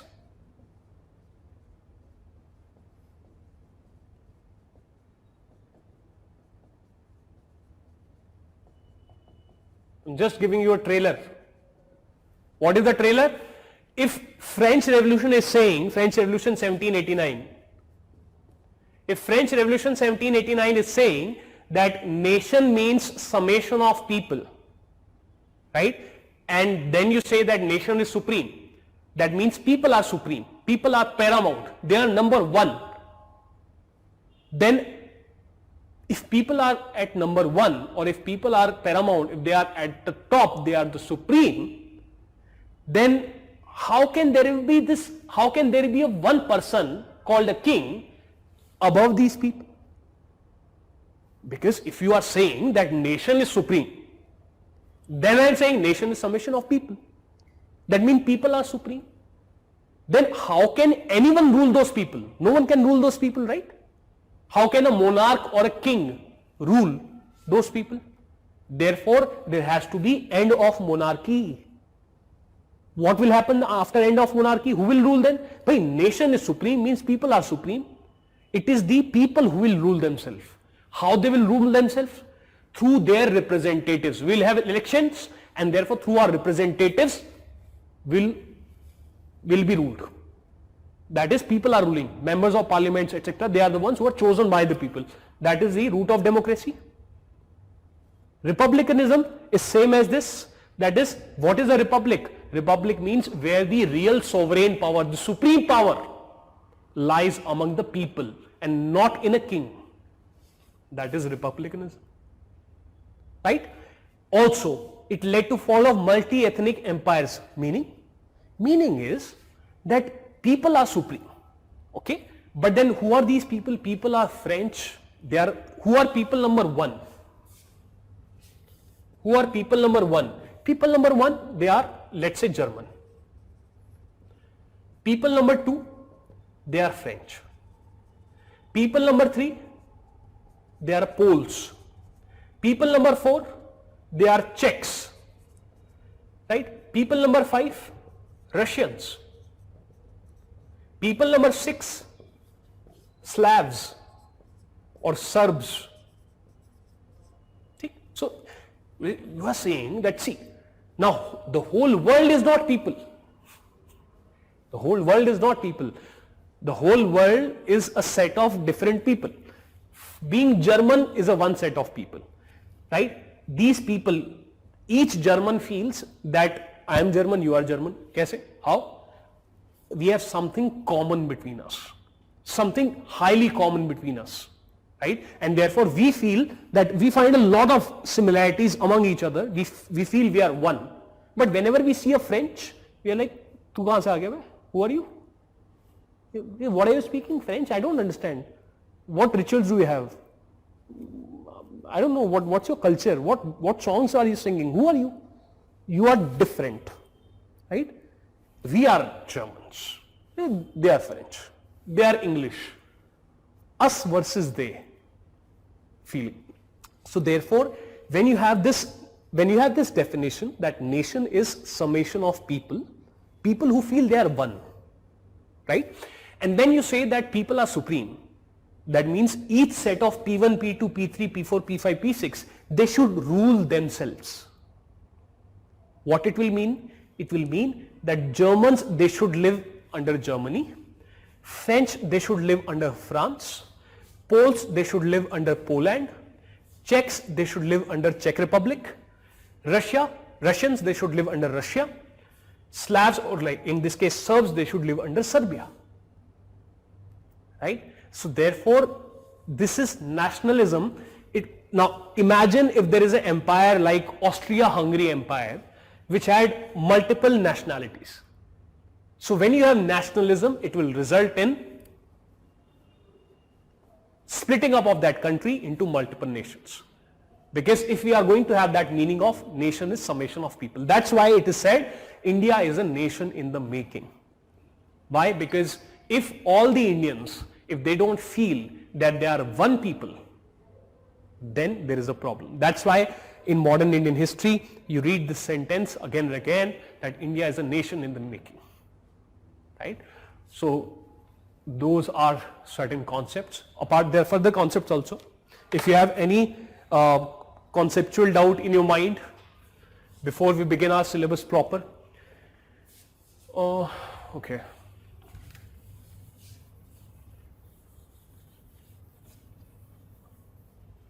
This is like a very general introduction kind of thing I am giving. Okay, there is no burden on you to like memorize these things, etc. Just simply understand. Be very light. This is a first class.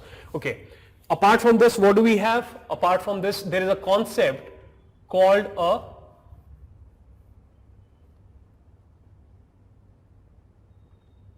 colony. Okay. There is a concept called colony. Then there is another concept known as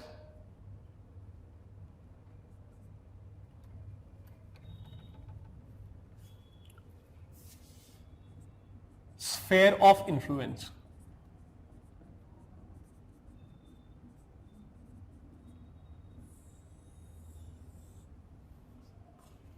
Then you have another concept called protectorate.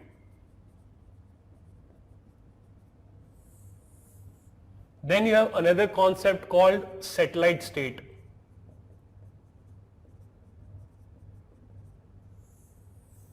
Then you have another concept called as puppet state.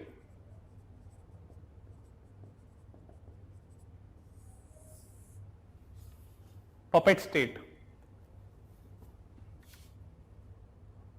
Okay. Then you have not like a concept, but like a grouping. Like example, Commonwealth.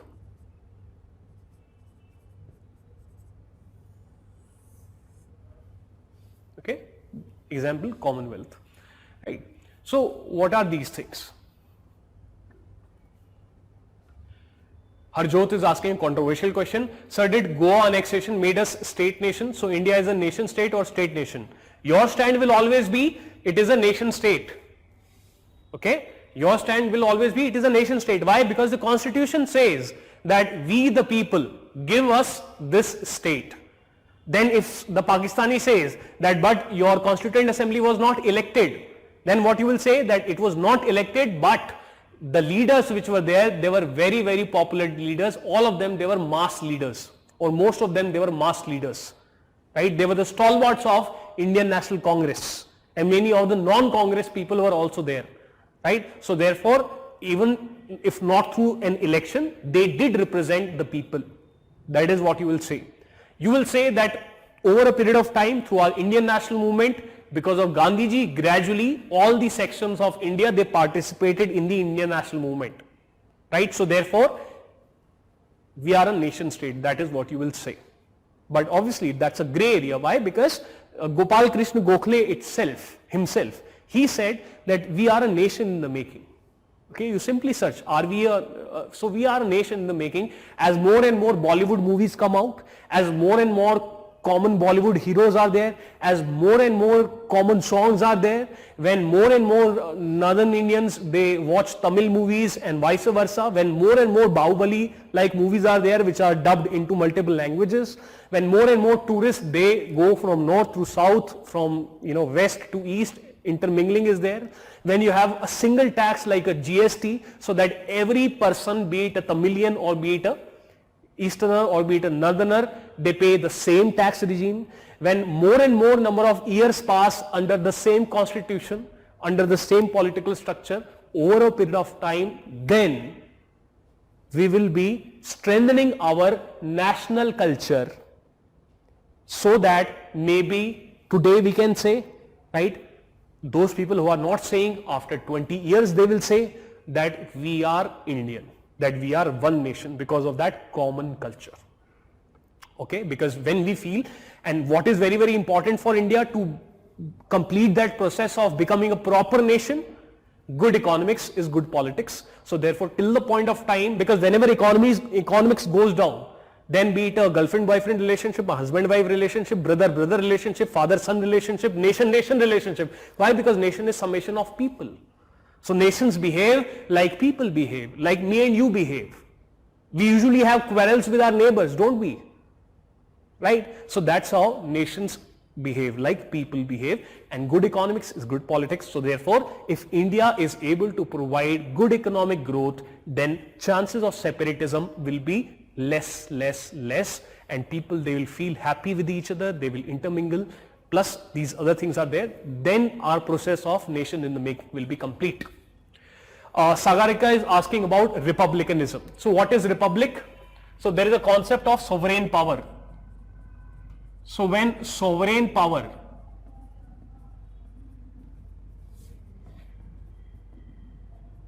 lies in people, that is equal to republic. What is sovereign power? Sovereign power, it is basically nothing but the top power or paramount power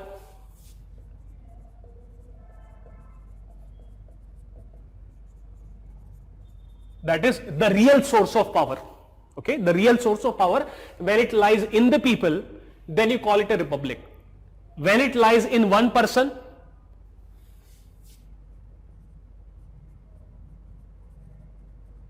then you call it a monarchy.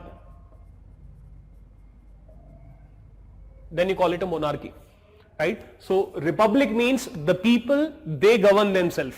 So republicanism, it will mean self-government. It will mean self-government.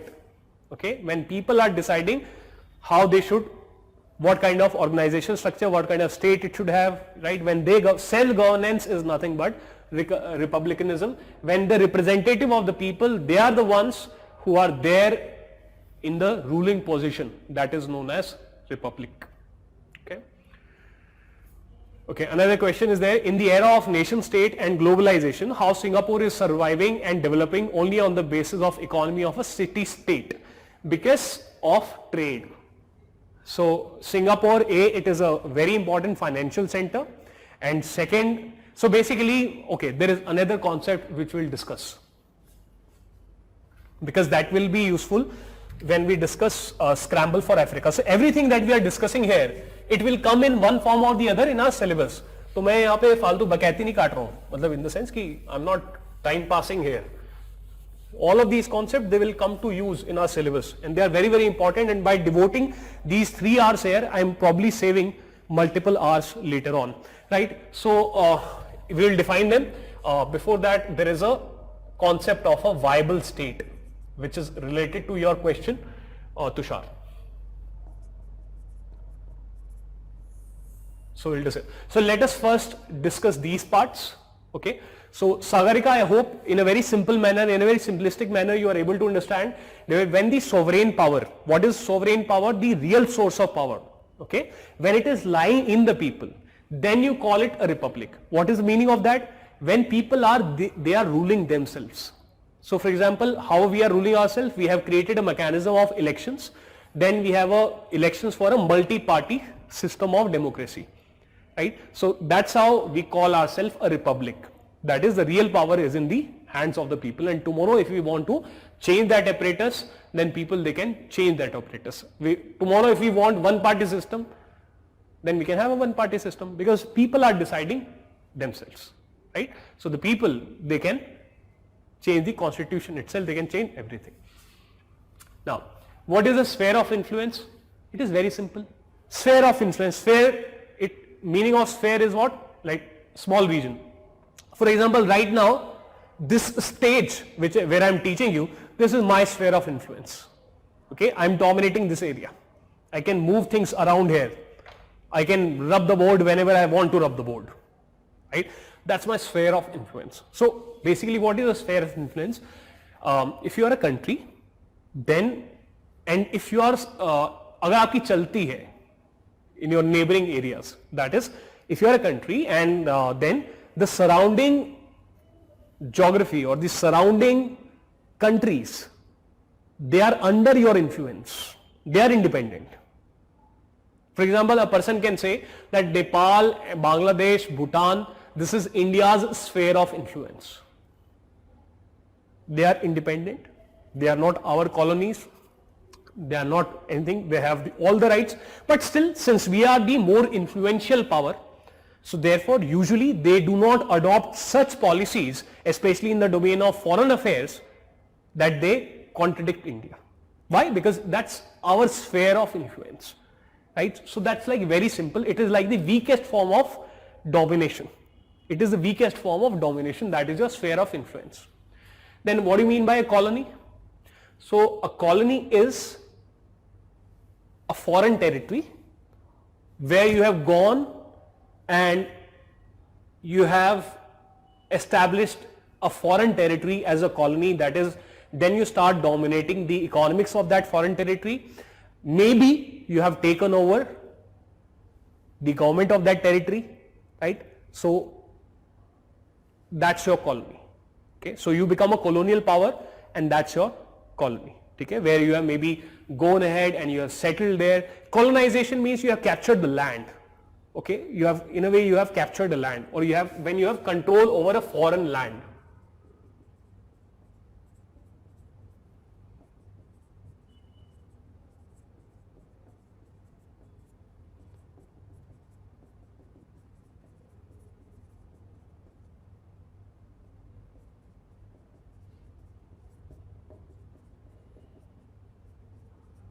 Simple. When you have control over a foreign land and its economics, culture, politics. Okay. Now, what is a protectorate? Simple. Protector, 8. Okay. You are a protector. So protectorate is equal to girlfriend of a boyfriend.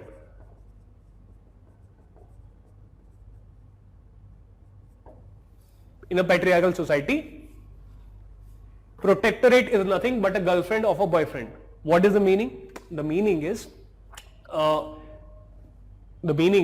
that if this is country B and if this is country G, then B takes the responsibility to protect G.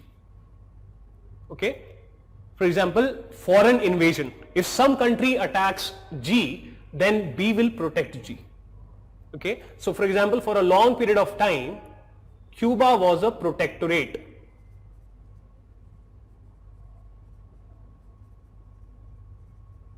Of US. Cuba was a protectorate of US. What is the meaning? The meaning is that otherwise this country is independent, but what US is giving protection to Cuba. Free mein? Nahin. Cuba will also give something.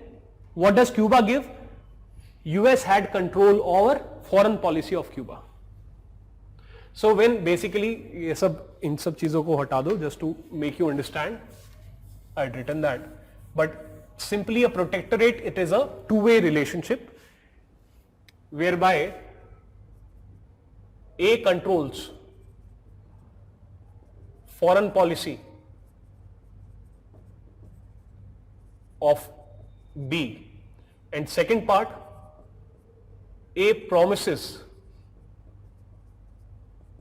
to protect B. So that is a protectorate, right? Otherwise B is equal to independent country.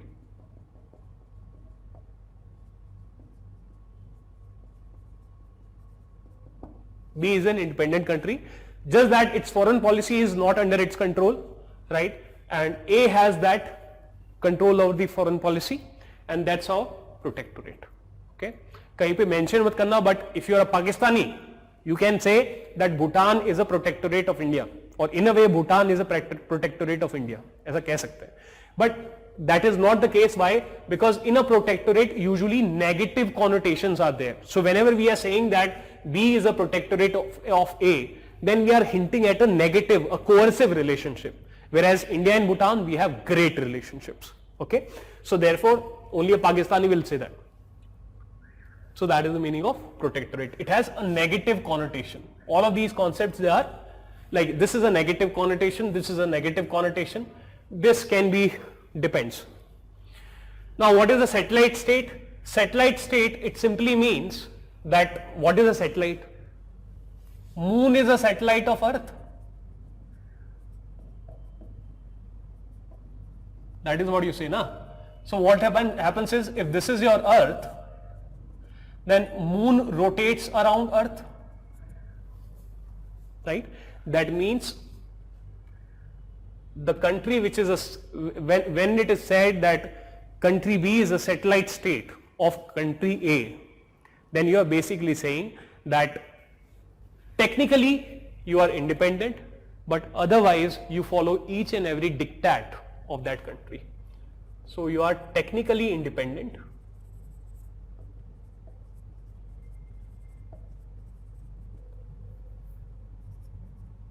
but in reality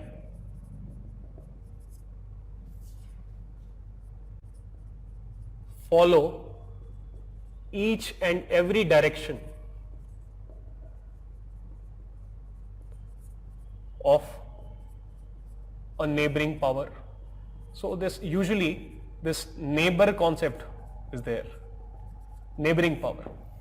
Example can be, example, during, at the rate Cold War means during Cold War. So during Cold War, East Europe or East European nations and USSR. So therefore, whatever USSR used to say that this is the kind of economic policy that you should have, that is the kind of economic policy that you should have, each and everything. So basically, what is the difference between a protectorate and a satellite state? The difference is that of degree. Okay, that is even the internal affairs, etc., plus this is technically independent. Okay, right? So that is there. Now, what is Commonwealth? So example was British Commonwealth. So basically, this is nothing but a group of colonies. Now these group of colonies, they might behave like, they might provide a common market, they might provide, like you'll understand it better when we discuss European Union, but the point is that the group of colonies, they will act like one supranational organization, जहाँ पे आपका, मतलब your common market will be there and these things can be there, right? So Okay. It's a group of colonies which together they have a, very good economic relationship, a special relationship with Britain. Okay. Group of colonies of Britain having special relationship with Britain. Okay. So that's there. Okay. Then Sagarika is asking an interesting question. What is the difference between democracy and a republic? So if you are a proper student of UPSC, what is the meaning of democracy? You should be able to understand that what is used in common parlance, right? And what is technically correct. So I ask you a question. What is the difference between democracy and multi-party democracy?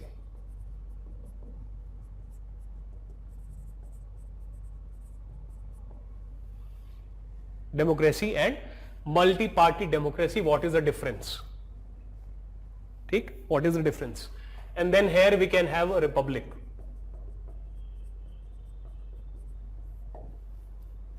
Right? Simply, what is democracy? Democracy nothing but it is will of the people. It is nothing but decision making power.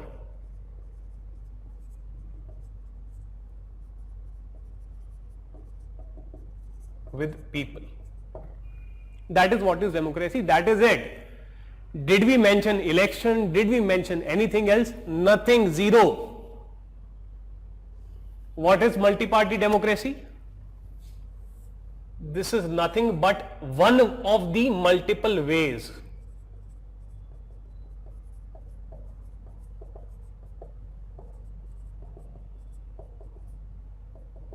to implement democracy. It is one of the multiple ways to implement democracy, because what is the task? The will of the people should be there. People should have decision making power. Okay. What is multi-party democracy? By how to have that? It is very tough. If you are a country of, let's say, 10 crore people, then, and you have to take a decision. How do you take that decision in a timely manner? Will you go to every person? Will you, will you have a voting on each and every proposal? Right? So therefore, this is nothing but a way, one of the many ways to implement democracy. Okay? And in this, what happens? There are multiple political parties which fight elections. That is multiple. And usually what happens? So when you and me, we are saying democracy, we assume in our mind. So never assume. Assume means as of you and me. So whenever you assume, you are making an ass of you and me both. Right? So therefore never assume. So multi-party, so democracy is simply this. There is a difference. There is a huge difference. There is a difference. That's why I give you an example. Why I say one of the many ways? Example, look at the name of DPRK. What is the name of DPRK? Democratic People's Republic of Korea. What is this? This is nothing but North Korea. Democratic. North Korea is a communist country or democratic country, if anyone asks you. Before attending the class of world history, you will say that, well, it is a communist country, it is not a democratic country. Then if the second person asks you then why they are using the word democratic, you will be like, sorry, we need to attend the classes of world history, only then we will be able to tell it. Right? Democratic People's Republic of Korea, for example. Why? Because these people are saying that it is your way to have democracy. My way to have democracy is by having one party system or by having communist state. Okay. So there can be multiple ways to have this multi-party democracy. Okay. Example. Marx, I ask you a question. Marx wanted democracy. Yes, Marx wanted democracy. ठीक है, Marx wanted democracy. भाई झूठ थोड़ी बोल रहा हूं. ठीक है. अच्छा, if you are a socialist, what you will say? So democracy is will of the people. So what is absolute will of the people? This is equal to democracy. What is absolute will? Absolute will is nothing but dictatorship. Dictatorship of people. This should be democracy. By absolute will of the people, what is that? Truest form of democracy. What is absolute will? Dictatorship. जो मैं चाहूंगा वो होगा. Whatever I want, that will happen. That is dictatorship. Dictatorship of people should be democracy. It is democracy, right? Dictatorship of people, dictatorship of masses. That is what democracy is. इसमें कोई गलत बात नहीं, कोई डाउट वाली बात नहीं इसमें. ठीक? Now what happens is, like in a society which is fully industrialized, okay? For example, if these are your people, and let's say 99% of these people, they are workers, okay, then this is nothing but this is a industrialized country, properly fully industrialized country. This is a fully industrialized country. 99, and because it is fully industrialized, so 99% of the people, they are working in factories, they are workers.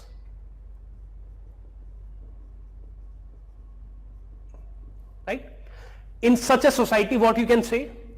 Dictatorship of people. Who are people? People are workers. So therefore, in a fully industrialized society, ठीक है, इसको मैं आई लिख रहा हूं, in a fully industrialized society, dictatorship of who are people? 99% of them are workers. This will be equal to democracy. Workers का एक और नाम है, वर्कर्स को एक और बोला जाता है, they are also known as proletariat. Proletariat. So Karl Marx said there should be dictatorship of working class, which in a fully industrialized society will be nothing but democracy.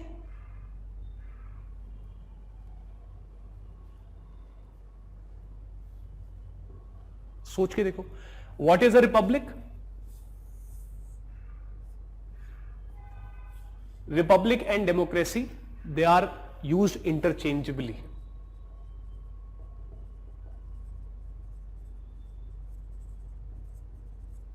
They are used interchangeably, right?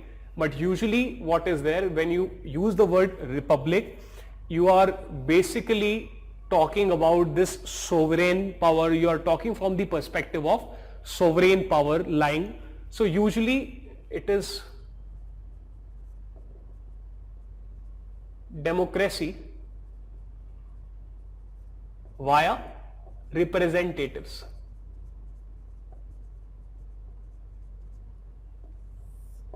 So when you say republic, you are basically saying we are having democracy. How? Through representatives. Through representatives we are having our democracy. That is, people, they do not decide every law. They do not decide, like India is a republic, how? That we do not decide that whether every bill should become a law.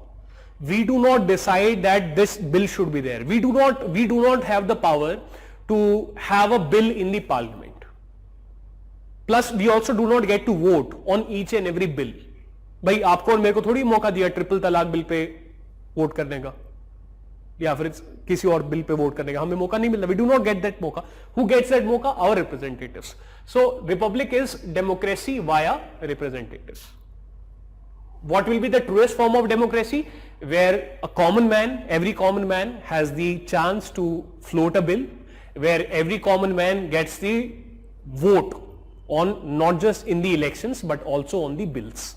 Okay, so can there be truest democracy? Yes, maybe tomorrow when in a fully internet society, in full internet society, maybe we can have this democracy where we will not require these representatives, but each law can be decided upon by these things. Okay. So that is the difference between democracy and multi-party democracy. Do not ever confuse. Democracy simply means will of the people. Simple. That is it. How you have that? This is a mechanism. Multi-party democracy is a mechanism. Okay. So that's the concept. Apart from that, we have a question. Dominion. Yes. Very good, Praneeth.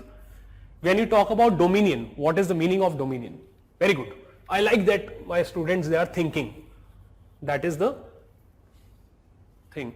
Okay. So when you have dominion,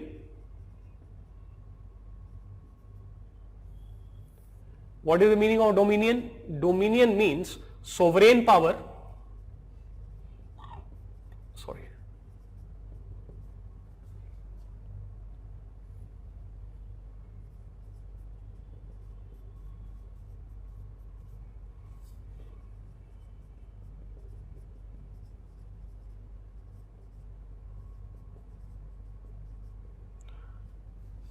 So dominion, it means that when the sovereign power, it is not in the people, but it is in the foreign state. But otherwise,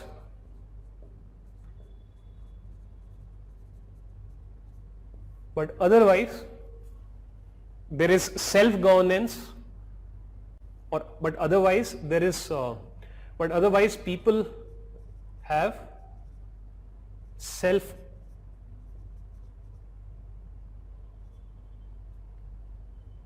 government. Usually, so basically sovereign power, it is lying in the foreign power. So therefore, it is the choice of the foreign power that how much power it gives to the dominion.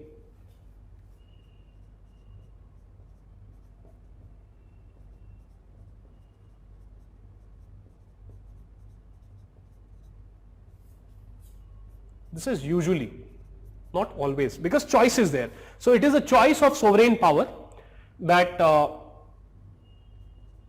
how much power to devolve, to the, so usually to the country, which is to the territory or the people who are a dominion. So what will happen? So for example, when India was first converted into a dominion, what was the meaning of that? It meant that the sovereign power will lie in the British monarchy, but otherwise in all the rest of the spheres we will have the power to do anything. How did we become independent from dominion? In case of India, listen to this sentence very carefully. How India became independent, technically, legally. It was the choice of sovereign power to give us the kind of power, right? It was a choice of the sovereign power to decide how much power to devolve. Now the Britishers, they converted India, when they left India, they converted India into a dominion. But they devolved all the power. In fact, they even gave us the power to declare ourselves independent. So therefore, first we became a dominion, and because they devolved to us 100% power, then we exercised that power, and then we declared we are independent. Right? So therefore, how much power, source of power is that foreign entity, वो कितना power devolve करती है हमारे ऊपर. Usually when the word dominion it is used for colonies, right, which otherwise have been given self-government, but the sovereign power, it lies in the foreign power. Right? Now the Britishers, in case of India, they devolved 100% power. So I am talking very technically. So first we became a dominion. How much power did the Britishers devolve? 100%. That is even the power to say that we are no more a dominion. We exercise that power. That's how we became independent. Okay, so that's dominion. Okay, Priyanka is asking, in Protectorate B is independent, then how can another control its foreign policy? Okay. Another concept that is there is life is grey. That is many of the things, they are gray.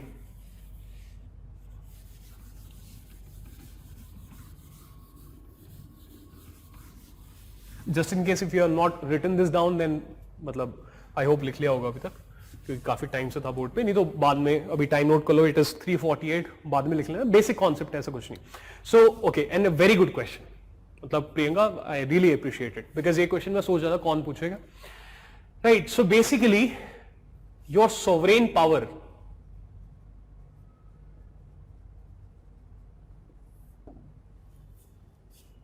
it is just not one thing, it is a set of things. Okay, so sovereign power can be the power to decide your own economic policy. It can be to decide your monetary policy. It can be to decide your foreign policy. It can be for your other domestic policies.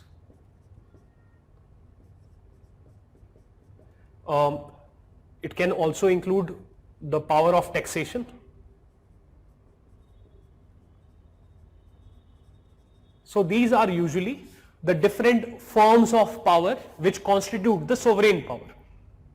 Okay, these are the different forms of power which constitute a sovereign power. Now what happens is that only the foreign policy, it is given up when it is a protectorate. So you cannot say that a protectorate, it is not a fully independent country, because all the components of sovereign power, they are not with that country.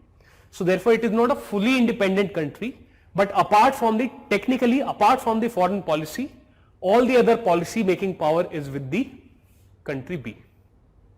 Right? In fact, why your question is a very good question. The French, they called their colonies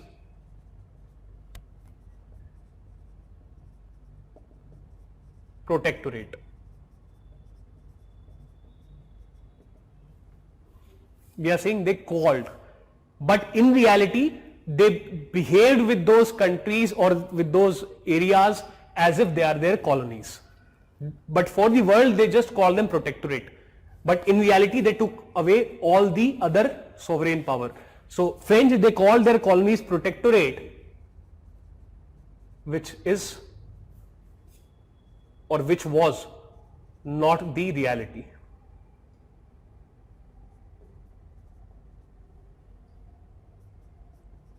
Why? Because they did not just took away the foreign policy, they also took away these policies also. So sovereign power is a set of constituent powers. Okay. From here comes another important concept. What is that another important concept? Concept of supranational organization.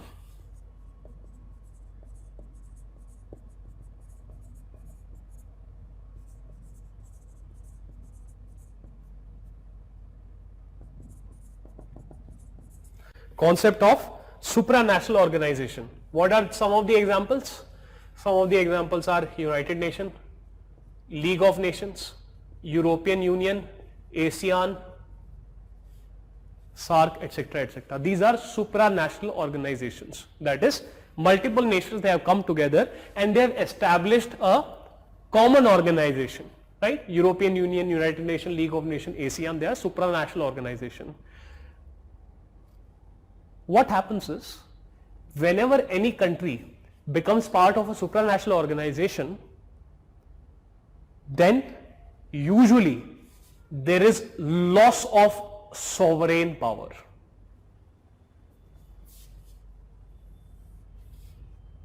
Members lose portion of sovereign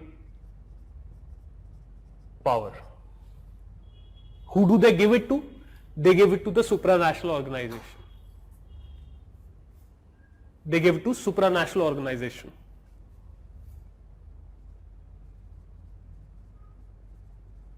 More the loss of sovereign power,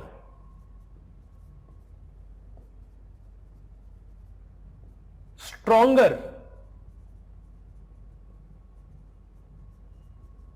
the supranational organization.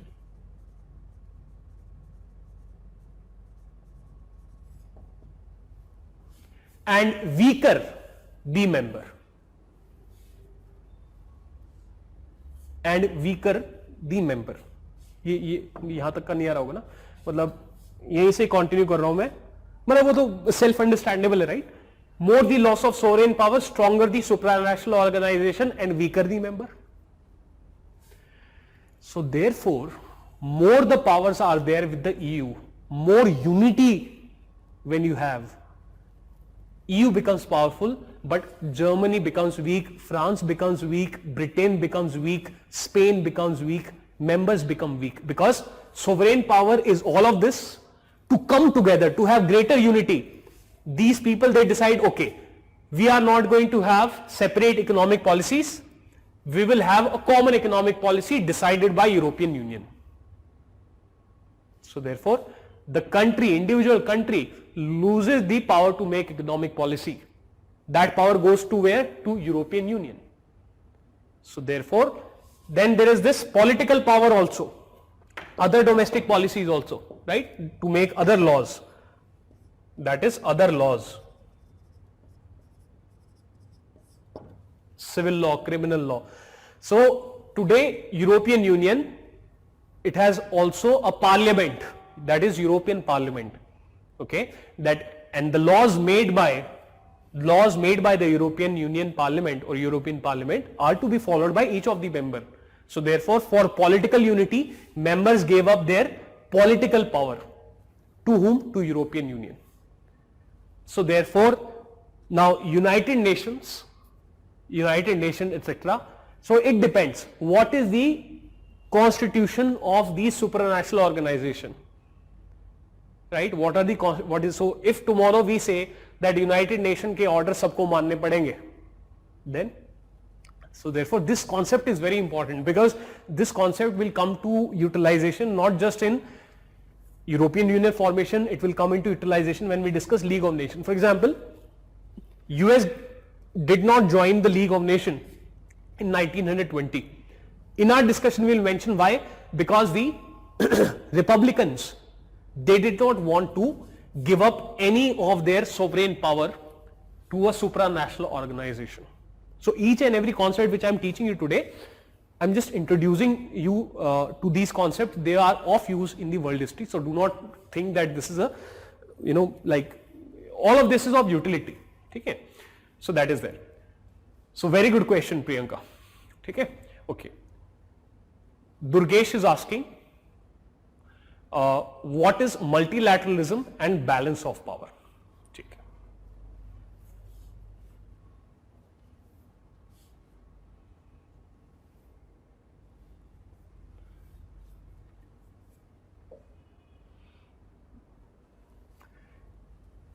लिख लिया आपने या कहां पे लिखे? Viable state, ये भी हम करेंगे, ठीक है? यहां एक बॉक्स बना लेते हैं, यहां लिख लेते हैं, ठीक? So the question is, first of all let's say balance of power. What is balance of power? Balance of power is when a region is a summation of equal powers, then the region has balance of power. So when there is no one country which is so militarily powerful that it can think to annex territory of another country, then it can be said that we have a balance of power. So therefore balance of power, it will lead to peace. It will decrease chances of war. Why? Because you are a summation of equal powers, so therefore you know that if you go to a war, the chances that you win the war will be very, very less. right? So that is balance of power. So it is a way to ensure that no country becomes too powerful. Okay, and what is multilateralism? Multilateralism, okay, there is another concept. I was watching an interview with the external affairs minister. So there are three concepts actually. What are the three concepts?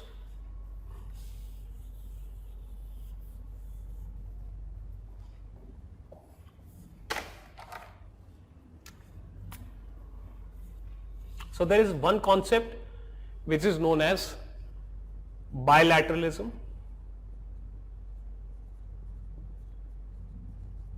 There is another concept which is known as multilateralism.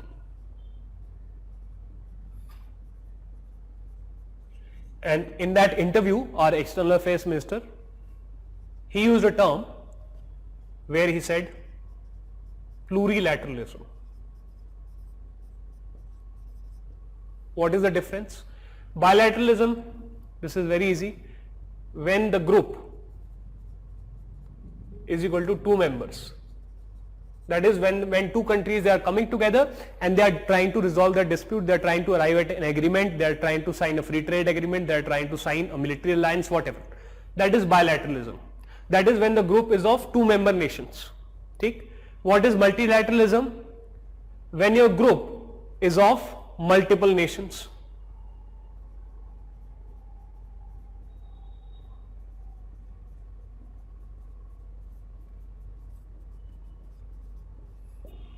Example WTO. Example WTO. Right? Example United Nations. Multiple nations are there. What is plurilateralism? It is something between bilateralism and multilateralism. When you have roughly limited number of members.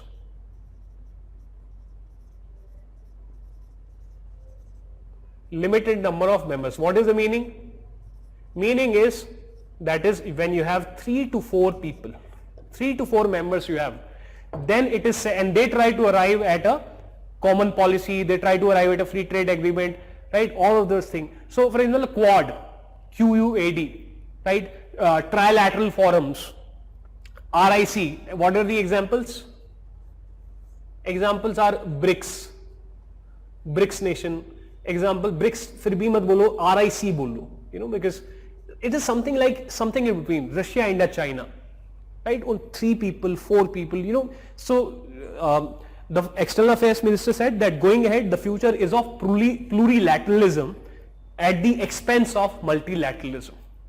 That is, we are going to have 20 meetings of 3, 4 nations instead of having one meeting of all the nations, right? Because of conflicting interests, etc., etc. So that is the difference between multilateralism, bilateralism and plurilateralism. Okay. So my purpose here is to generate curiosity, interest in you through this class and to clarify some of the basic concepts so that you start thinking, I can make your engine start running, right? So these are small things. They say your dominion wala question bahut acha tha, right? So when we discuss that, you know, that this point that the Britishers, they first gave us the dominion. How did we become independent? Because they devolved 100% power. Then we used that power, then declared ourselves independent, right? So therefore the Constituent Assembly had the power to frame a constitution for the dominion, plus it had the power to declare itself independent, right? So therefore this is the thing which is there. So Indian Independence Act was there, which created a dominion, right? So these are the basic concepts which are coming to my mind. Apart from that, yes. Now let us do one thing.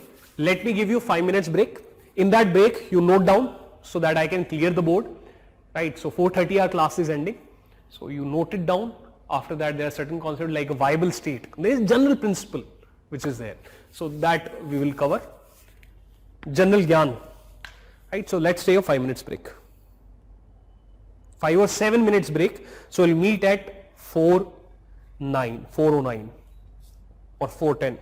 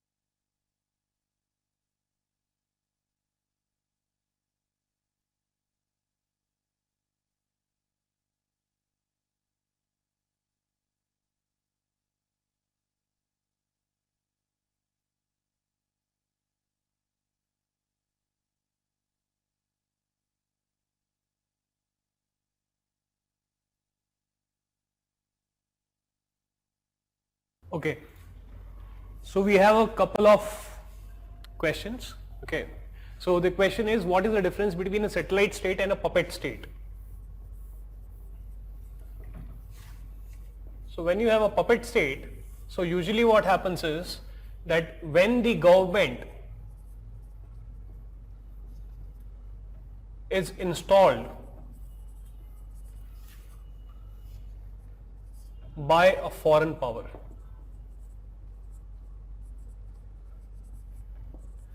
and then all diktats of foreign power are followed.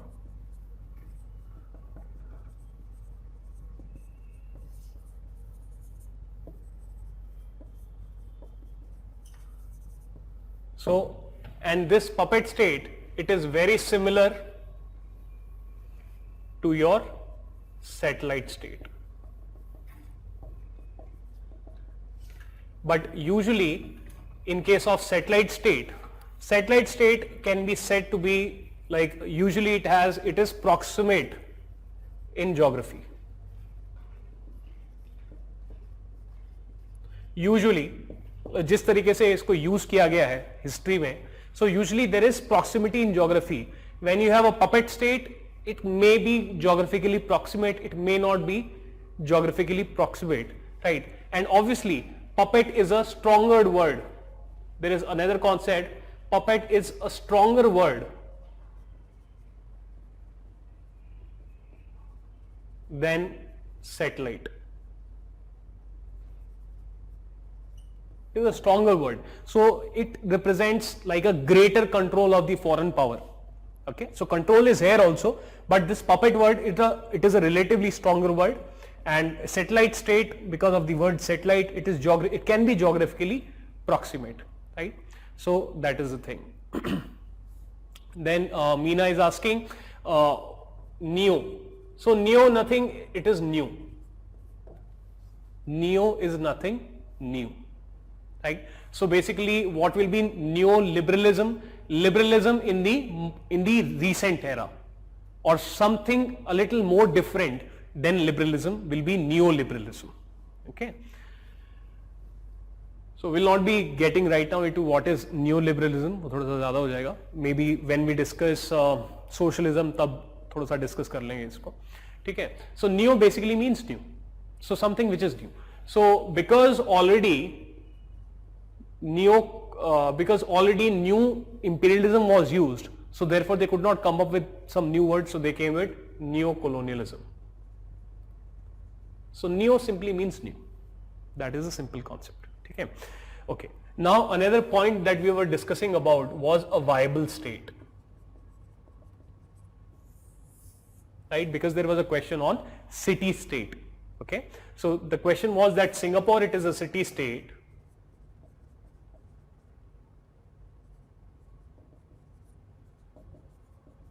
and therefore how is it viable? Okay, where in era of globalization. Okay, anyways, let's see what is a viable state. A viable state should be economically, when a country, it is economically viable.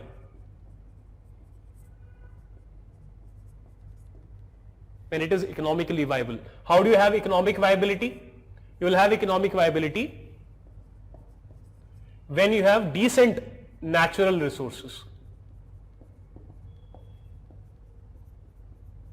When you have decent human resources, HR, human resources, right? When you have access to sea. Why? Because trade is important.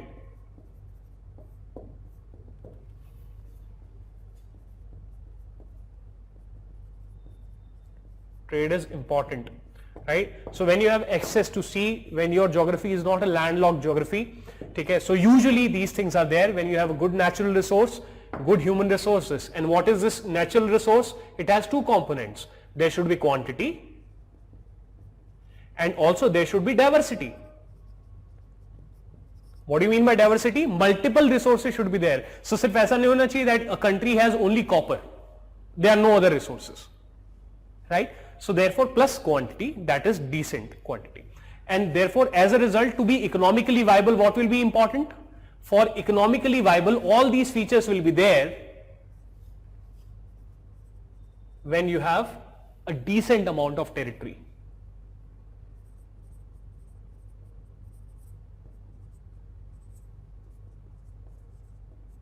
When you have a decently big territory. So therefore now if a country becomes very, very small, then automatically natural resources will be less, automatically population will be less. Population, and again it's also its quality and quantity. That is whether your population, it is skilled, how much is your population. Both concepts, quality and quantity, right? Both of these concepts are there, right? So economically viable, when it is a decently big territory, that becomes an important phenomena, because then the population will also be decent, natural resources will also be decent. Okay, access to sea, it is a separate matter. Apart from this, geographical continuity.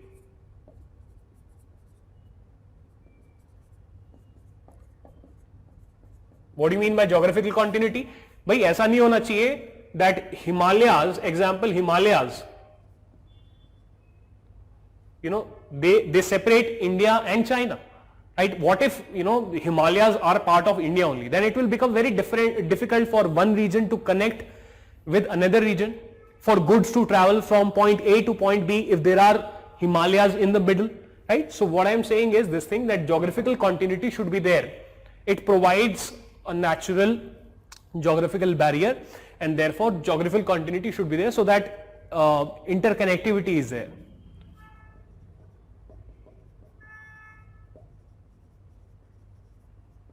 For interconnectivity, right? So that is a point, that is usually an important point. Also, apart from this, there should be cultural unity. That is, the people, they should be of similar culture. Otherwise, the nation will not be of one people, but it will be a nation of multiple people.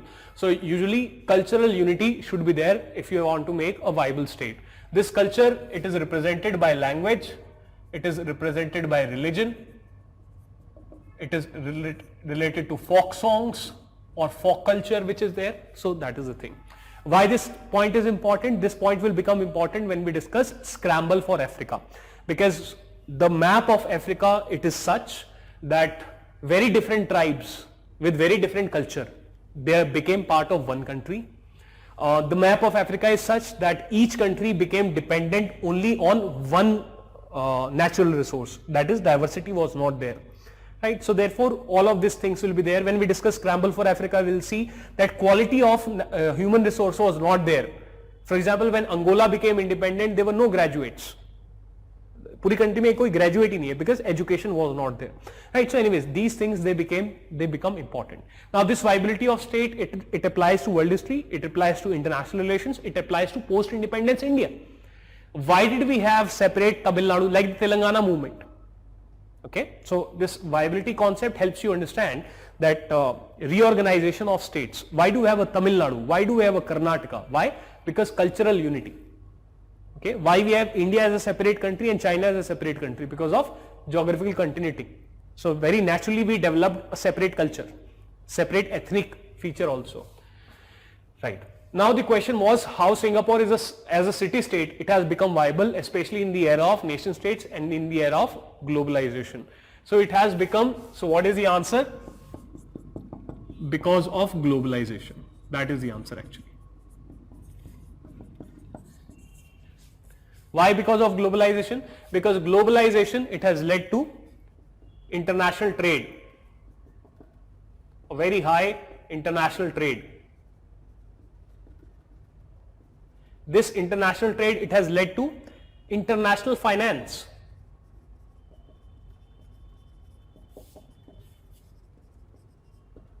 Right? So therefore, despite having a very small territory, the economy becomes viable because the Singaporeans, they have developed very good ports, they benefit from the international trade, they get money, plus because of globalization, there is international finance, that is, you can live in any part of the world, and at the same time you can, because of this MNC culture, etc., you can have this international financial hubs which are there. Right? So therefore, because of globalization, Singapore has emerged as a viable city state. There lies the answer. Okay. So these are the concepts which are there.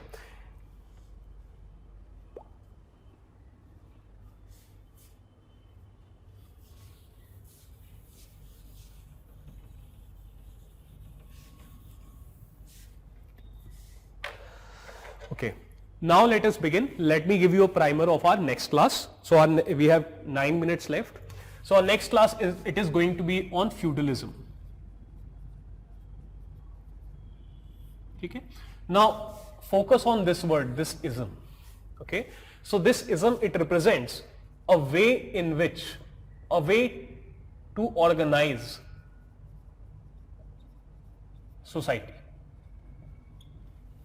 A way to organize whole of the society. Now, a society, it has economics, a society, it has a polity, a society, it has the social aspect, right? So therefore, the way in which you organize your society.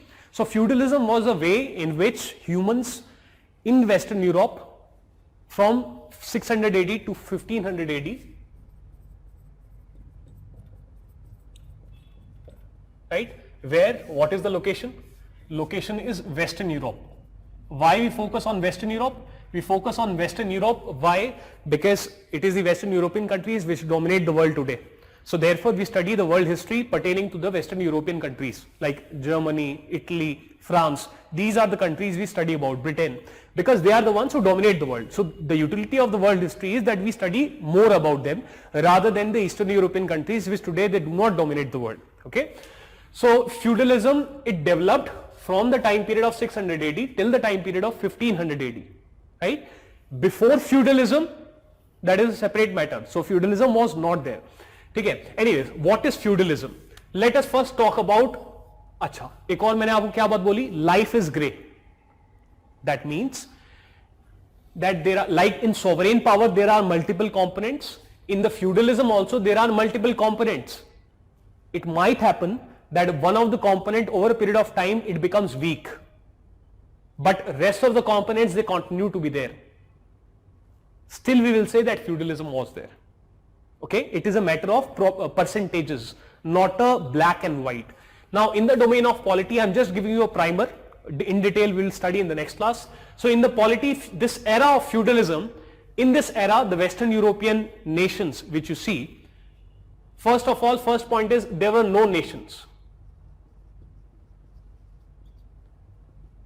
There were kingdoms. Why? Because the modern idea that nation is summation of people, that idea was not there, and it was the kingdoms. The kings, they used to rule a piece of land, and that's why the term kingdoms it is used, the term nations it is not used, because nation means summation of people. It means a sense among the people that okay, we are a nation, we need to have the political power and that kind of a thing. So that is one feature. What is the second feature? There was no central political authority, or you can also say a very weak central political authority. What is the meaning? The meaning is, yes Vishal, you need to note down the board, you need to, okay? Where you would need to note down properly, I'll give you time, otherwise you can just simply listen. Okay, depends. Every person has their own learning style, but my recommendation will be if you note down the board, then you will have some form of class notes with you. Okay. These will serve as your short notes also. So when you have, what is the meaning of this? It basically implied that king was not powerful. King was not powerful. Then who was powerful?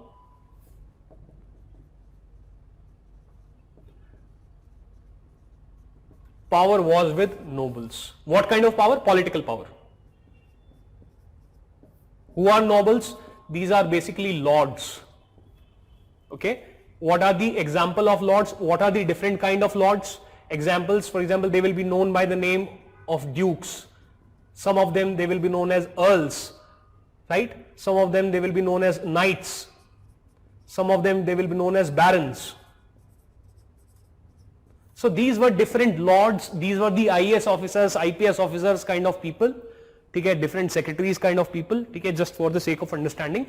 These were the people who had the real power, okay, and the king was not powerful. So what is the kind of polity? So the king is like Bahadur Shah Zafar.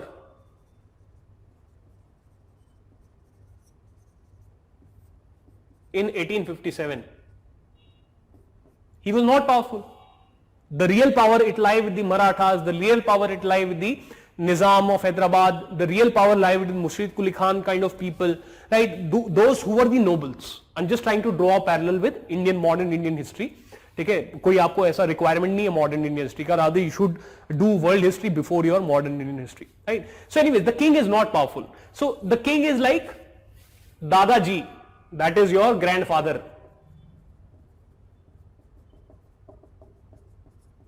who is 88 years of age. So supposedly Dadaji is the head of the family, the grandfather is the head of the family, but otherwise the real power is not with him. The real power is with the nobles. Who are these? Chachaji, Tauji, your father, your uncles, right? So they are the ones. So what I'm trying to say is that kingdom is there, king is there, but king is not powerful. That is one part. What is the other part? Only 3 minutes left. Okay. With respect to economy, so with respect to economy, the thing was that, so there was no capitalism, as you understand it. So there was no capitalism. Okay. In the domain of economy, it was, like 100% or like nearly 100%, roughly 100% agrarian economy, agriculture. Where it used to happen? It used to happen, what was the location of economy, or what was the location of produce or production? Location was villages. Right? Location is villages. So try to imagine, try to create an imagery. In the next class we will do it more. There was no trade, or there was literally very little trade. So it is not like, huge amount of trade is going on between India and Western Europe, etc., nothing like that. So very little amount of trade is there. ठीक? Then there is no surplus production. ठीक है, उस पे बाद में आएंगे चलो. So there very little amount of trade was. Now you tell me, in a society where agriculture is the main economic activity. So what is the main economic activity? Agriculture. No factories are there, no machines are there. Right, all these things are not there. Okay? No internet is there, no social media, no Facebook, nothing is there. What is the main economic activity? Agriculture. Now in such an economy, who will be the most powerful person, or what will be the source of power? Land will be the source of power. So source of power was land. Right? And this land was actually with the nobles, not with the masses. It was with the nobles, not with the masses, right? Land was the source of power. It was not a money-based society.